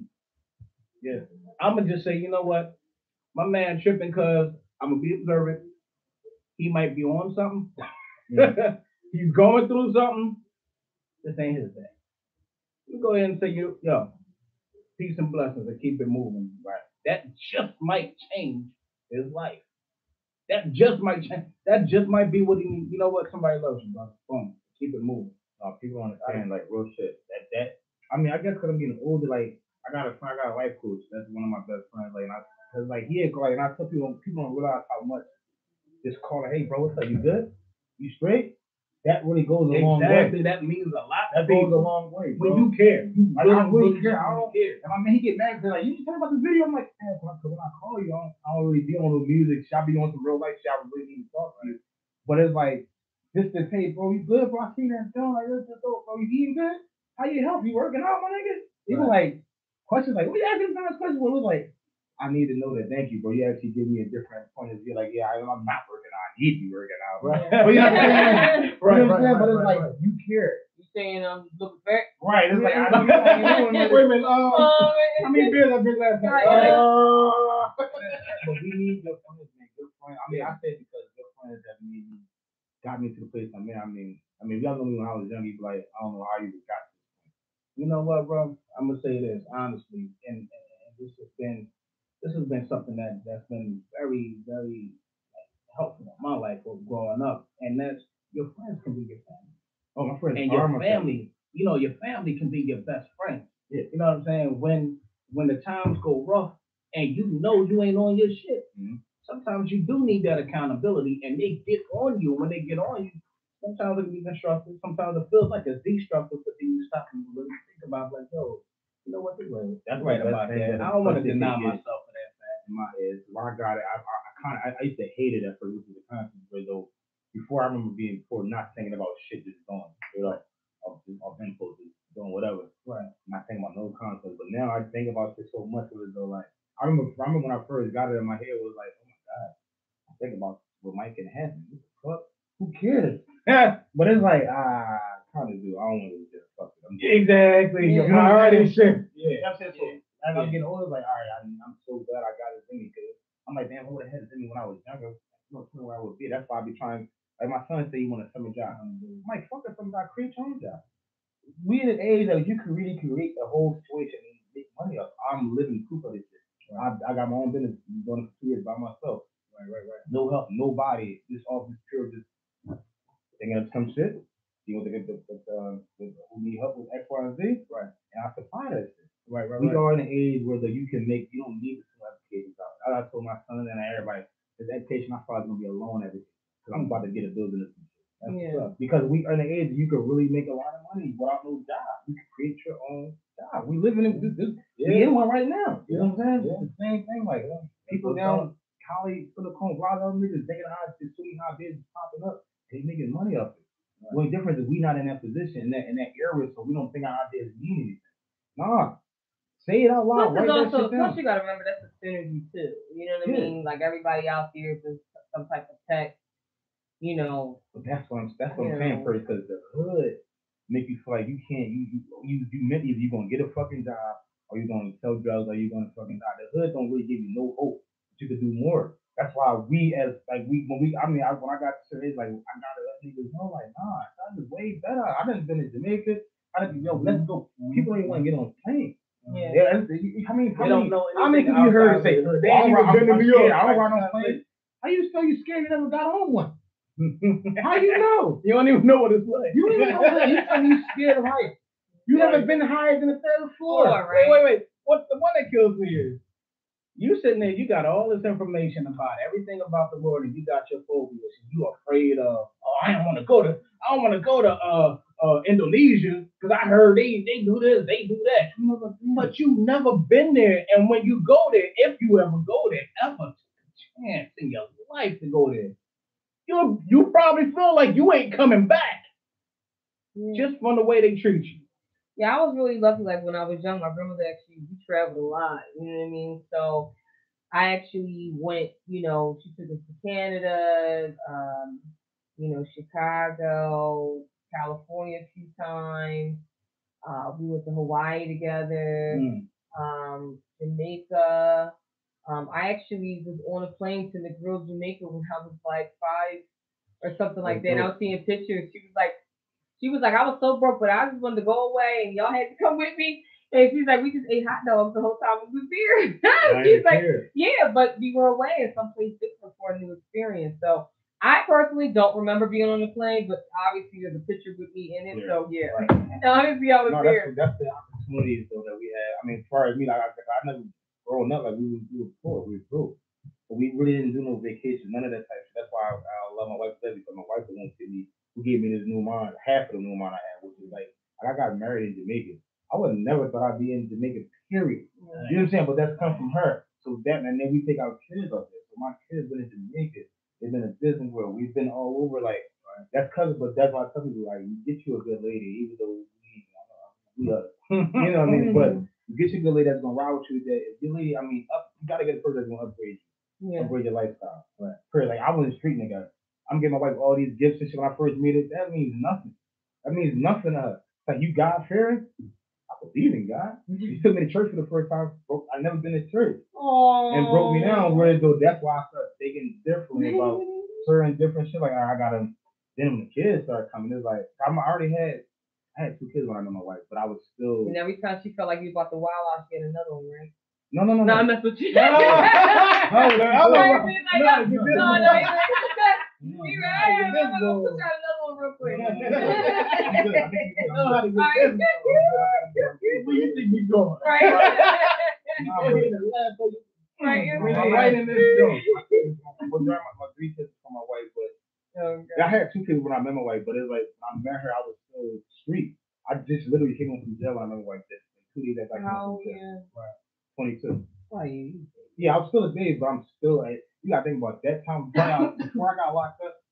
I was counting down my days. I never forget this. The niggas that said I was counting. I knew I was gonna die. Yo, bro. I just knew I was gonna die because I was just counting down. I made up the 54, then I got locked up. When I got locked up, of course, when you in jail, you got none but fucking time on you. You start thinking about all types of everything. Right? They tried to give me 100 years, and I said, yo, Oh God, what the hell Oh. was you for? Yeah, I'm good. I used to do a lot of robbing and stick up shit. Like my rap is real. Like I'm not doing this old story. I haven't done nothing since 2003. That's what's up. You mean 1999? But Yeah. all right. We did. Communication is good. But then jail time, I felt like jail time, like it really did good. I needed that. I needed me to go to jail because I wouldn't go to jail. No telling where I would have been at. Because I really went to jail and took it for what it was, which is a really good. There you go. Right. You know what I'm saying? So like, Rehabbing your whole, like, It's if jail don't get you right the first time, you just fucked up. Yeah. Right, that's right. Because who wants to go back to that? Right. That's just the bottom line. I've seen it. I've seen niggas get raped and all, beat, you know, everything. One thing that kept me alive in jail, I'm gonna I tell everybody, I rap my ass off in jail. I battled the whole jail. They love me So for as that. soon as Devo came, you just start rapping and shit. Oh, from the game. Okay. All right, that worked. I like that. Yeah, listen, that worked. The same thing with yo. Hey, can you talk about their stories? Like yo. Oh, give me the I'll be your bitch. I'll be in trouble, bro. Give me some spoons and shit. I'm on the table. We hot. We like he's a rap because I go to different blocks. That really survived me. I got picking up suits, battling people in jail. Right. I'm like, me having a talent really made me. I got out of jail. I said, like, make it out of the situation, which I got locked up for shit. I definitely did, but I ended up having a lawyer. God willing, love my aunt Steph.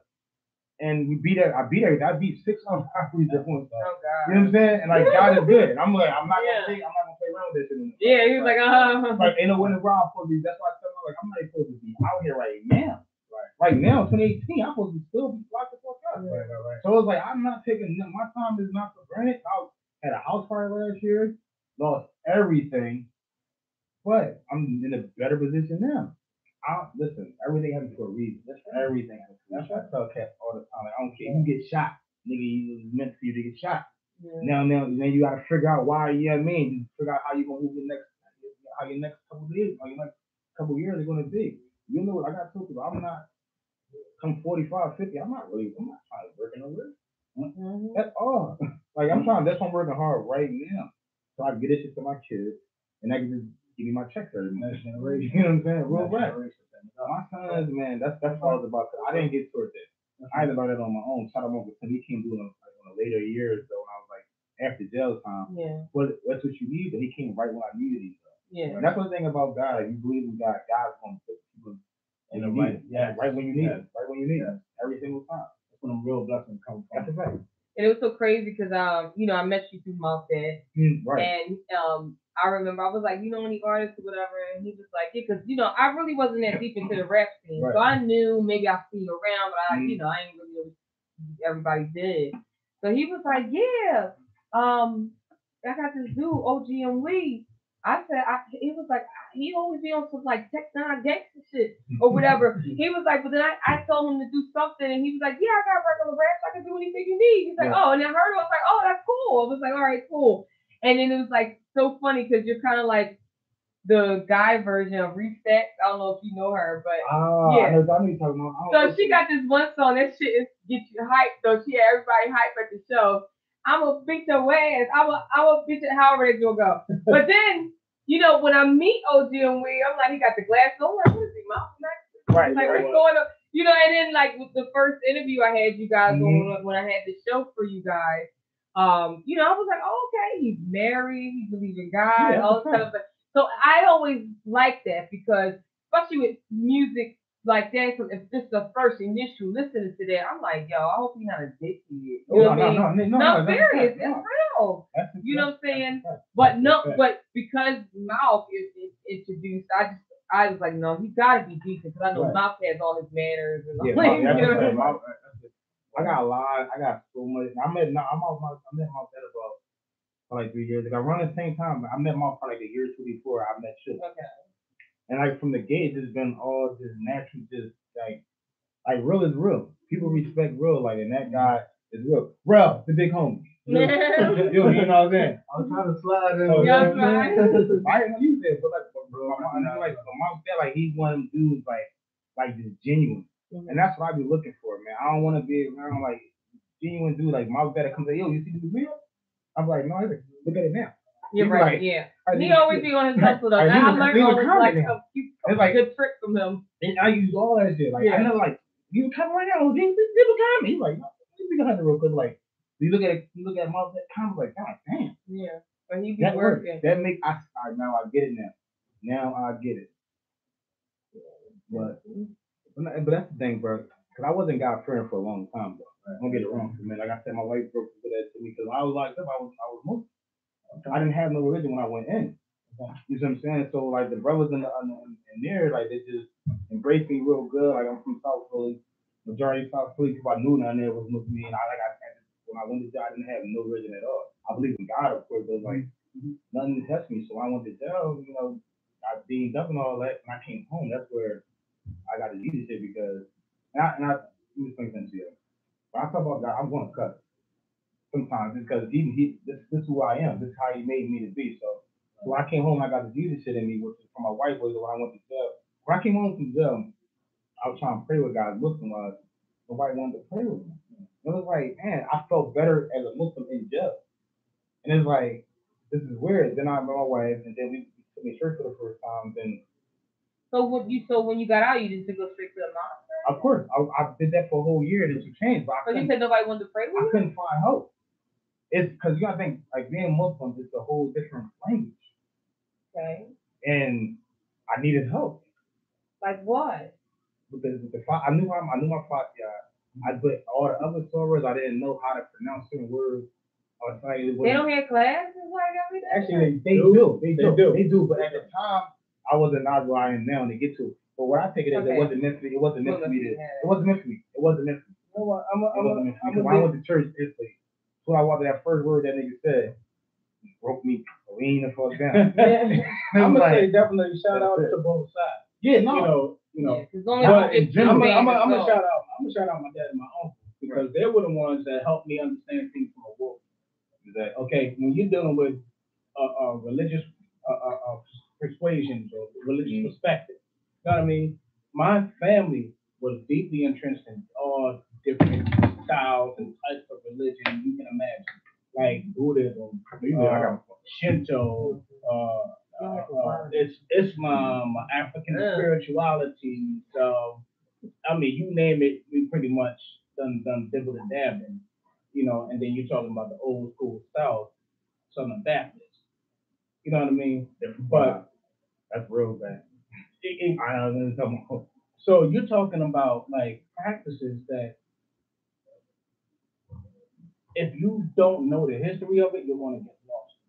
And trying to understand it if you don't understand it from an ecumenical standpoint, that's a new word for me, brother. I'm gonna break that down.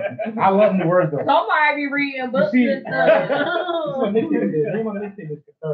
I heard him couldn't say that word one day, and I looked at it right the fuck like, what the hell is that? And I'm like, that word is so dope. Right. It's super dope. I'm like, I'm gonna use that for mixing. I'm gonna just break it down. Ecumenical.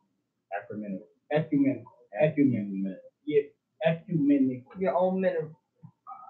Your own mineral.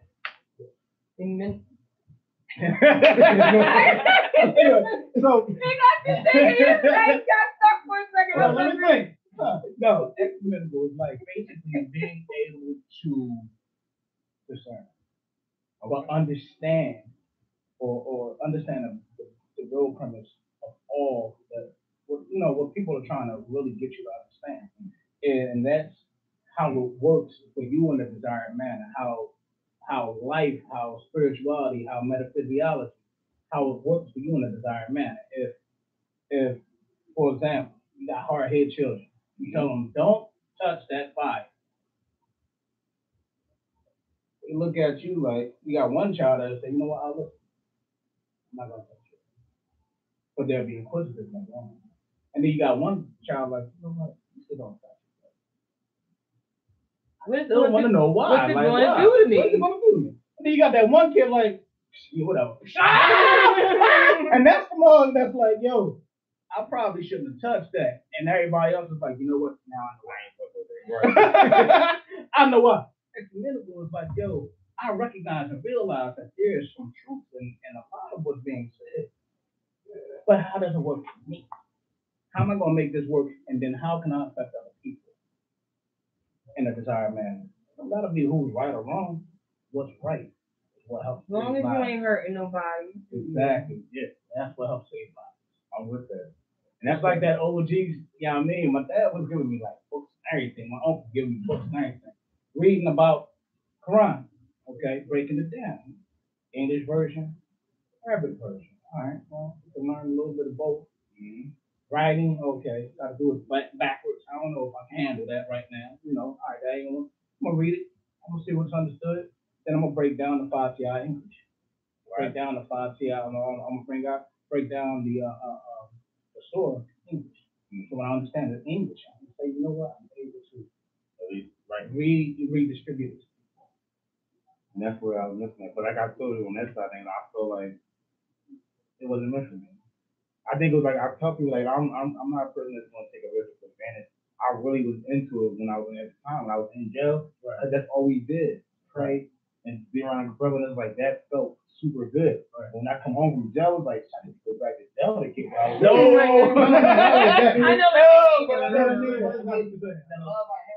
That brotherhood. Was.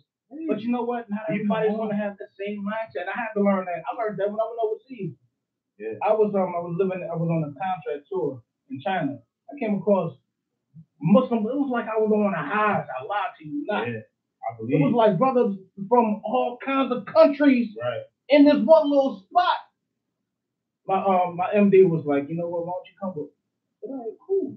Then the manager for the MGM, he was Muslim. Both of these cats was like, one cat was Indonesian, the other cat was Malaysian. Then I go and I'm looking around, I see like African Muslims from all over Africa, like Somalia, like Kenya, Latin from east to west, Nigerian, Ghanaian. I'm seeing them all. I mean, even places that I didn't even think was like anything like Angola. I'm like, okay. But I sat down with these brothers and sisters. I mean, sisters, Muslims down in Australia. I believe that. I was like, they everywhere. Muslims. I sat down, bro, and it was like, I get the brotherhood. But the fact of the matter is, what I learned is not just Islam, all religion, period, all spiritual practice, and your own 2 feet, man. It's I mean, that's what your ground is. And that's why I was back to the word, though. I feel though it probably wasn't for me at the time. It just came, like I said, God put something in your life for certain reasons. At the time, that got me through what I was at. When I got surrounded because of the rap shit, but the stress, of being locked up, saying I'm about to do all these years. Yeah, no, I'm sure that. I keep going to court. They keep saying like, oh yeah, all right. But it's like, oh shit, they gonna lock me the hell up. I mean, crying and everything in jail, like fuck. And then like my man just gave me some literature to begin with. That's how I started, of course. Reading it and it made me feel good. Like, damn, I need it. I get some more. Gonna take that little weight off you, like right, something. And I think about, you know, what got me off being when I came home from jail. Because the first thing I was taught was a Muslim is never supposed to share another Muslim blood. That's automatic hellfire. When I come home, first thing I see is a Muslim killing me. That's right. And that right there was like, then by me trying to get help, like I was saying, with stores and trying to read the Quran and all that, I didn't know this all religion, all this is new to me. Right. I knew none of this, so I needed help. And all the brothers, people that was around me, that was so-called Muslim, ain't no shit neither. So it's like, oh, Which is basically an organized gang. Yeah, yes. I mean, I don't want to tell me it is what it is. It's like y'all can't. Not everywhere, but Yeah, not the everywhere. box you was at. Yeah, it's like nobody don't know knowledge. Nobody has knowledge of stuff. They can't teach me anything, and that's why I got lost. I got confused, and my oldest daughter went through a whole heart situation. Had to get a heart transplant, so I really started going crazy. And then God just came to me one day. I promise you. That's why I told you talk because I was delivering fathers this time. The lady came out of nowhere and said, "Hey, whatever you're going to do, Jesus is waiting for you." You know what? Straight like that. And I was like, "What?" And I just broke down. I was like, "That's how you can't tell me God ain't real." There's a difference in there's a whole difference between a person that's wow. I had it in my head like so perfectly. Education and edification. And then there's just basic reading and basic learning, or some people don't even take it seriously enough. You know what I mean? When you edify, you are educating yourself to enrich your spirit. But when you're just taking in information, you're not understanding what it is you're taking in. So therefore, you're practicing something you really don't know nothing about. That's when you broke that shit down. That's exactly what it seemed like to me. So it's just like it's a fad. I remember growing up in high school, I'm seeing these young boys garbing up. But I remember when they was young boys, it's not that you can't change. Yeah. It's how you change. And how you change, does it change for good? Or you just like really just fatten up. I'm gonna just wear a kufi. Everybody rocking kufis and they don't even know what it even means. You look at a brother from Dubai, he ain't got a kufi on. He walking around in the suit and the tie like, yo, I'm really about my family and my business. But then brothers around the street like, I got to have it a certain code. Bro, you ain't overseas. Sis, you ain't overseas. You ain't in no sand. It's cold as hell out here. Lord, please. But still, it's cold out here. You need to think about your environment and think about your own 2 feet. Nothing wrong with being modest. Modesty is cool. But your own 2 feet is what matters. Right? That's a fact. All right, we are coming to the end of the show, so maybe we can pull something else up by OG and Lee Indeed. and see what you got. So what song you want to play? I think it'd only be right if we go to the number one, the go-to song everybody. We might have to do the Kid Nice one. No, it's crazy because that's one of my favorite joints. The way that you see right it, here, right? that's one of my favorites. It's cool. It's really what it is. It's rock music. You know? All right, but when it's doing it, all right, it's one of my favorite songs. Okay. Like Snoop, da. Exactly. You still gonna That money out Rondo. On the block, back in Rondo. With the young brother on his grind like. Yo, you know the flow raw, go hard like Tony Bars. Nigga bring it up before I you know they don't know y'all. They're OC, putting in some OC, you know me, nigga. I know your pops, the young OG. I'm around, it's been around since I was dreaming. The first time to sit, my niggas got brick. I'm hard all kinds of shit. Stay afloat, bitches on the boat, but I ain't trying to flip some throwaways. Take about the bait, I was out the slip. Louis print, little bitty, go to all kinds of shit. They're rocking now. Good niggas, started from the call me. Yo, we want I got him flip about the 50, yeah, talk about the flip, make the money flip. You follow running behind a bitch and ride shit, running through the peak, but I'm a mama business, they don't walk. Loving all the love, you don't love the haters. But if you ever knock my hustle, my young in the face. I'm looking blood, but I bang, nigga. It's broken, I'm a tie, yup, it's that same nigga. Try to give you one though. Truthfully, who I gun for. Got a man in the back that actually talking to rap. Fuck you come for. I'm waiting for the shit. Put chowder in the shit. I'm gonna see my niggas. I'm looking too quick. I'm tired of here with this. You talk too much to say. Don't sit over there and bitch. Little niggas might even get split. Find all them bitch niggas that talk in the bang. What? Put it yo. Trip line. That black. A-count. Getting back my take mine. Anywhere to catch when you find a kid, I'm the bit gon' take like the weather. I got a dog stick. Ball stick, go out my niggas dog. Toy stick, be on the front, since I was the Mars deep. Same time that stick 9 o'clock on this stage. Street cut niggas do it. I can knock you off the put you on the damn. It's OG represent for the damn street. Never will I run, never will I run. Keep my ears to the streets. Got me walking with my gun. I'm walking with my son. And them niggas try to cop fly. Watch my nigga lead them through fry like Popeye, nigga.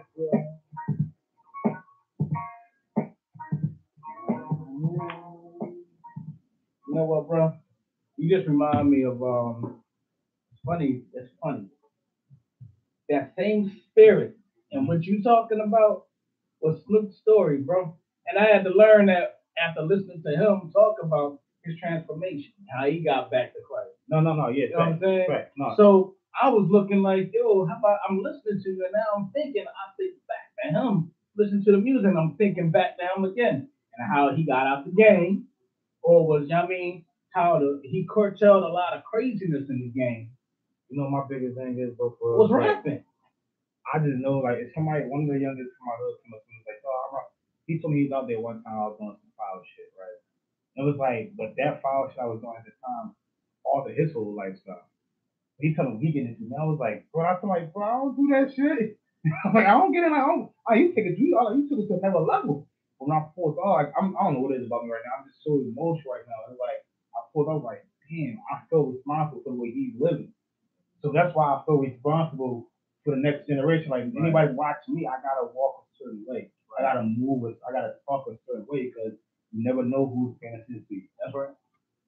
That's why OG's never done. Oh, that's what it is. So we did talk about, what makes an artist great. That's why you try to teach your sons that and everything. Yeah. But, as far as like locally or even a fantasy artist, like who would you want to collaborate with now?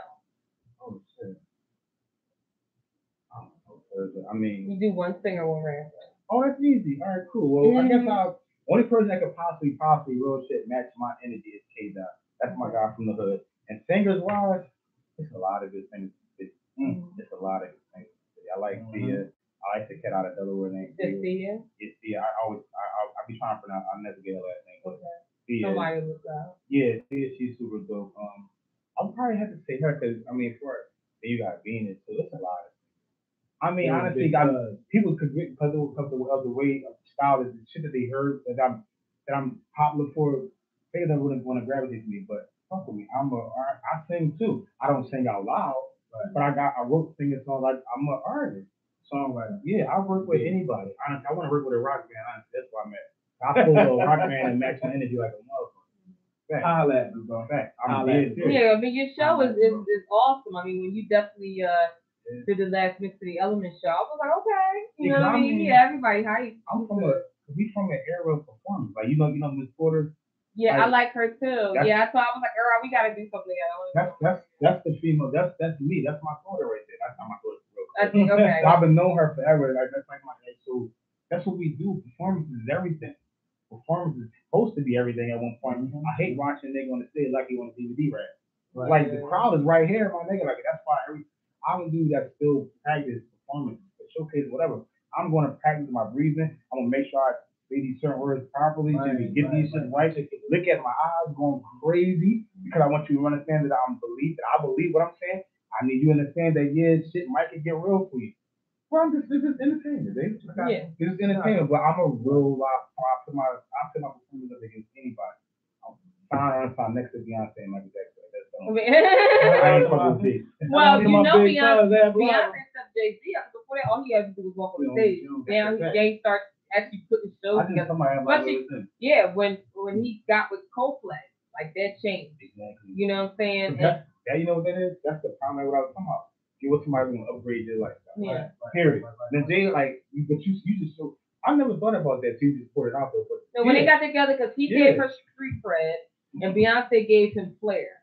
You know what I mean? In his way. But he didn't have flair before. He would just stand there and he would just rap. But then you just sitting there having the whole, the audience is singing it with you. So it's like, why are you saying anything? All you doing is this. Yeah.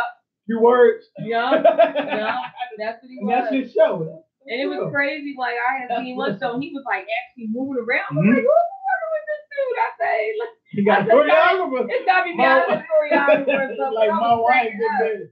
My wife upgraded me. Yeah. That's cool.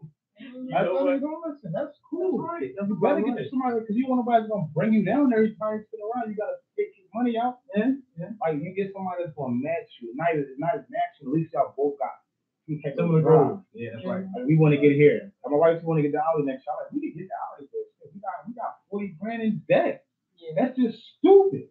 Yeah. Let's knock that down. Maybe 2 years, we can get that joint and have to worry about nothing. But that's how we meet each other. Like, she think like, cause my wife is loose. It is what it is. I got it right because I want a pretty wife. So it comes with the debt. It is what it is. But we got kids too, so it's like, all right, now we in the suburb area now.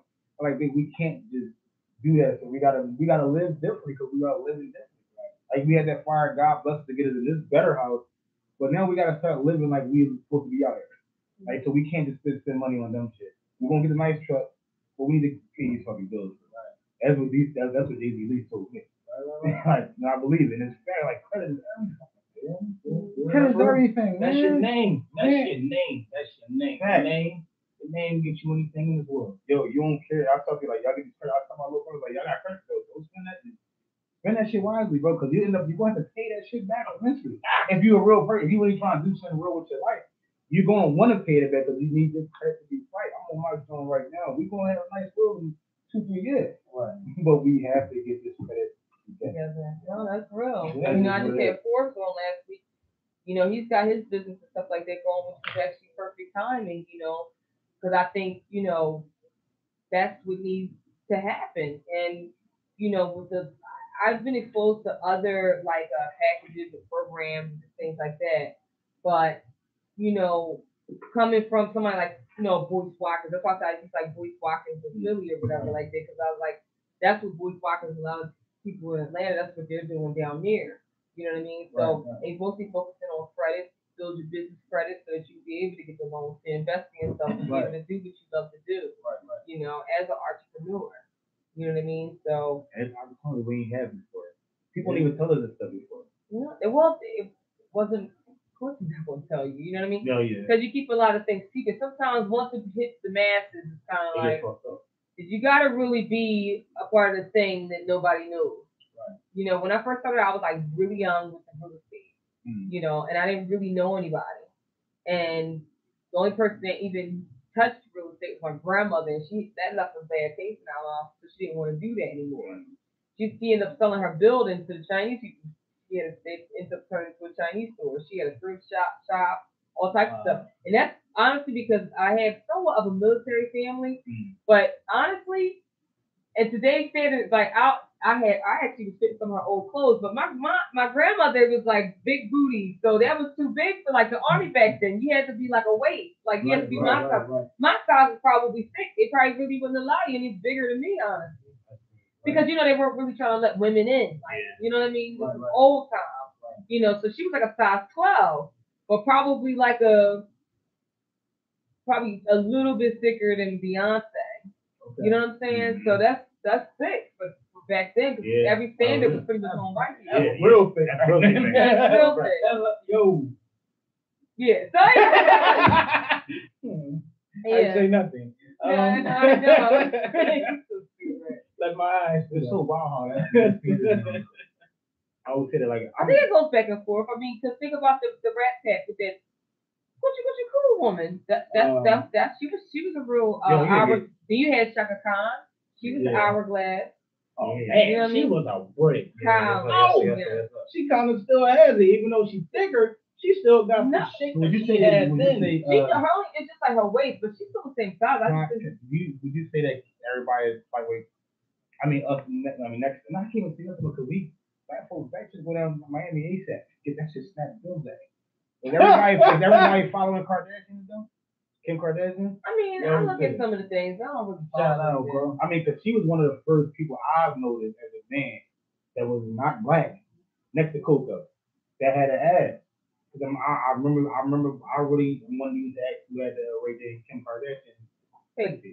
So I was like, oh, who is this lady? We've never seen her before. You understand? I grew up on Cherokee, Pinky, them white chicks with big booties, and but before Kim Kardashian, who had ass, bro? That was not black. Think about this. Well, you gotta take into consideration that some people buy that shit. I mean, they get Brazilians, they get, but But she put that shit on the name. But no, Even though Kim actually, had a no. Let's go back before then. Doesn't You matter. gotta go back before then. Go back to Ice-T, bro. I said Coco. His wife, Coco. Oh, my bad. Yeah. Who else? Coco. I love Coco because how she moved. I remember her the reality show.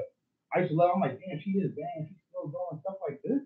Like she said, she's a real wife too. So it's like, wow, okay. Oh, you can still be pretty and be a good wife too. Don't I ain't saying all that bullshit. Coco said one thing that was like, yo, my man likes in the back of his knees with. I'm gonna become the best back of the knee lifter. And I was like, damn, that's some gangster wife stuff. But she always, she was like that, because I remember the first, she was like, I remember when I met Ice-T, I was going to prove to him that I was going to, because she already kind of took this submissive role. That's just her, like, you know what I mean? Is it submission or is it a will to actually give to the person that it's a will to give? You know what I mean? Because love has no real boundaries, honestly, on some real. Love, like,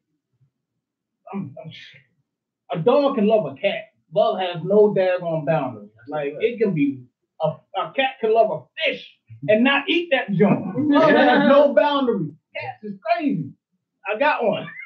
But I mean, it's real. You know what I'm saying? Love really has no boundaries. So if you really want to do it, I mean, I'm talking like, not for them. Do it for you because you want to see them happy. Yeah. That's where it really comes. And again, going back to God, going back to the message, God gave us deserve. God don't deserve it. But why? Love us. Why? We here. Right? Facts. We got each other. Why? Brothers and sisters. Why? Love us. Why? Because we here. Bottom line. Yeah. You know what I mean? That makes perfect sense. When you love somebody, yo, it's whatever. That's true. We're going to end on some love. So let me see what I'm going to play out of here. Yeah, what I got? I got to do something. I'm going to do music and stuff. I like that song. Okay. Right. So I'm going to play one of my tracks. But OG and Weed, tell them where they can find you at. Oh man, OG and Weed, everything. OG and Weed 23 on SoundCloud, OG and Weed on Twitter. Facebook. Oh, I got my real name on Facebook. Kyrie McCurry. You're right. I can't stand Facebook right, doing that. It's like, crazy. so, I had to show my ID to get back in Facebook one day. I did too. Oh, and it's somebody, there was this chick I told, she was like, you lying. I was like, bitch, what the fuck am I lying about that shit? Like, why you coming at my neck? I'm like, I had to get back into my account. Show my ID. I'm like, yo, this is real shit. I'm like, Facebook was some other shit.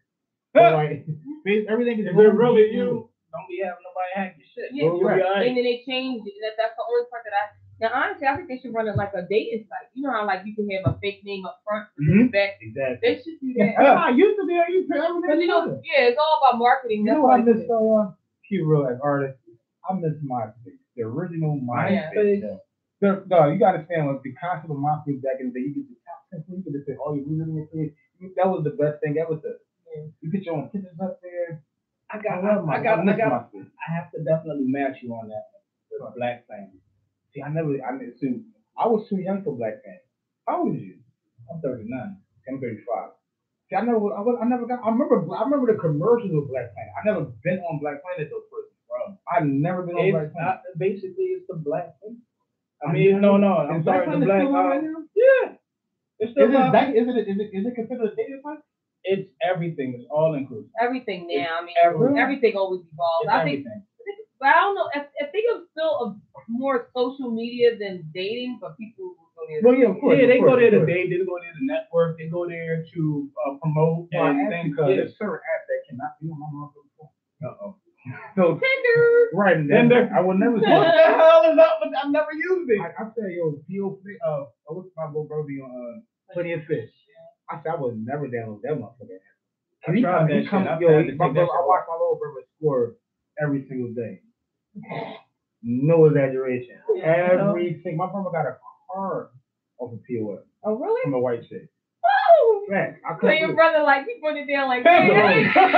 My brother, when people talk about POS, they say it's 100% accurate that you're going to bomb something. I'm like, I don't know. I'll be actually trying to kill time. half of the time. Sure. Let me see what's going on. Okay, I played my color already with the Buko, whatever that was. I really was playing games. I really was playing games. Of course, you look at the picture like, oh, you cool. I like that. But it's like, it's a game. End of the day, I was not talking to nobody. Right. But somebody seen me on there, and I got the screenshot. I was like, I'm just playing games. Somebody trying that, so I don't do a news type of dating type stuff. Facebook, Instagram, Twitter is where I'm limited at. Now, the Black Planet meet, I mean, not Black people. Who was this talking about? Black Planet. Like, I might go there. Cause I'm like, I ain't looking for social media that makes sense.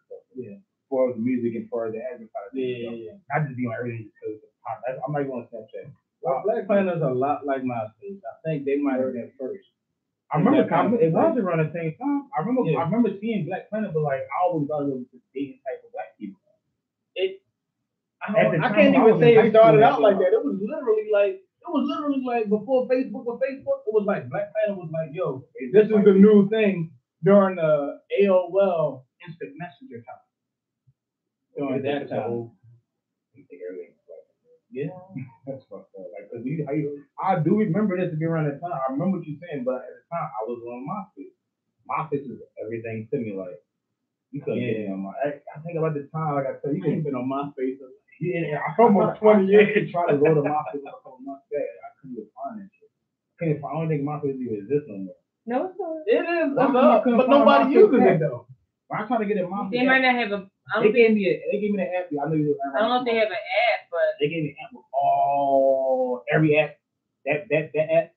It's a social media app that got every app on it. It's one app that has every app on it. That's how they try to get me down. No, but so you mean you can post once and it will all the apps that we talking about? I never downloaded it. I'm like, I don't want all these guys. I don't want. There's so many social media apps out there. No, I know, but I never downloaded. I'm like, all I want is MySpace. I don't want all these other shit. But that's what I'm saying. I don't think MySpace has an app. I don't think it does. That's what I'm saying. Like, that's why I left. But it's still up there because somebody that he actually was on tour here in Philly years ago, and I seen him at the Kyber. That's when it was still the Kyber Pass. And he pulled out the car. He's like, "Look what I found." Because we still talk to each other. Even I think he's from Ireland or something like that. And he's like, "Look what I found." I was sitting there like, "What?" And he's like, "Oh." I'm looking at this picture. I said, "I cannot believe he still got money." He's like, I'm like, "Do that even still work?" He's like, "Yeah, it's up there. I just checked it out." I was like, "Are you serious?" Wow. Yeah. So no, it's up there. And I looked at it and I had to change my email. I thought I deleted it. Right. I could get my old MySpace down. It's all right. All right. So anyway, we're running a little bit over a minute. We're gonna play this music and get out of here. All right. So music is love. Check it out. Yeah. And I'll holler at you next week, same time, 9 o'clock.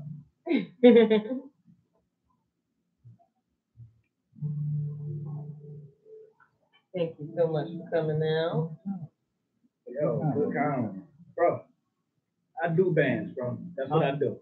I build bands for her. I build bands for a lot of people in the city. Who had that band? Was you at that band when we at the drum that they were just so I did too? That band.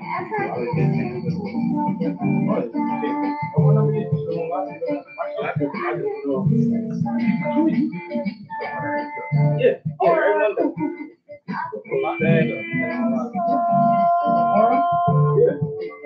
Right now I'm actually working with a band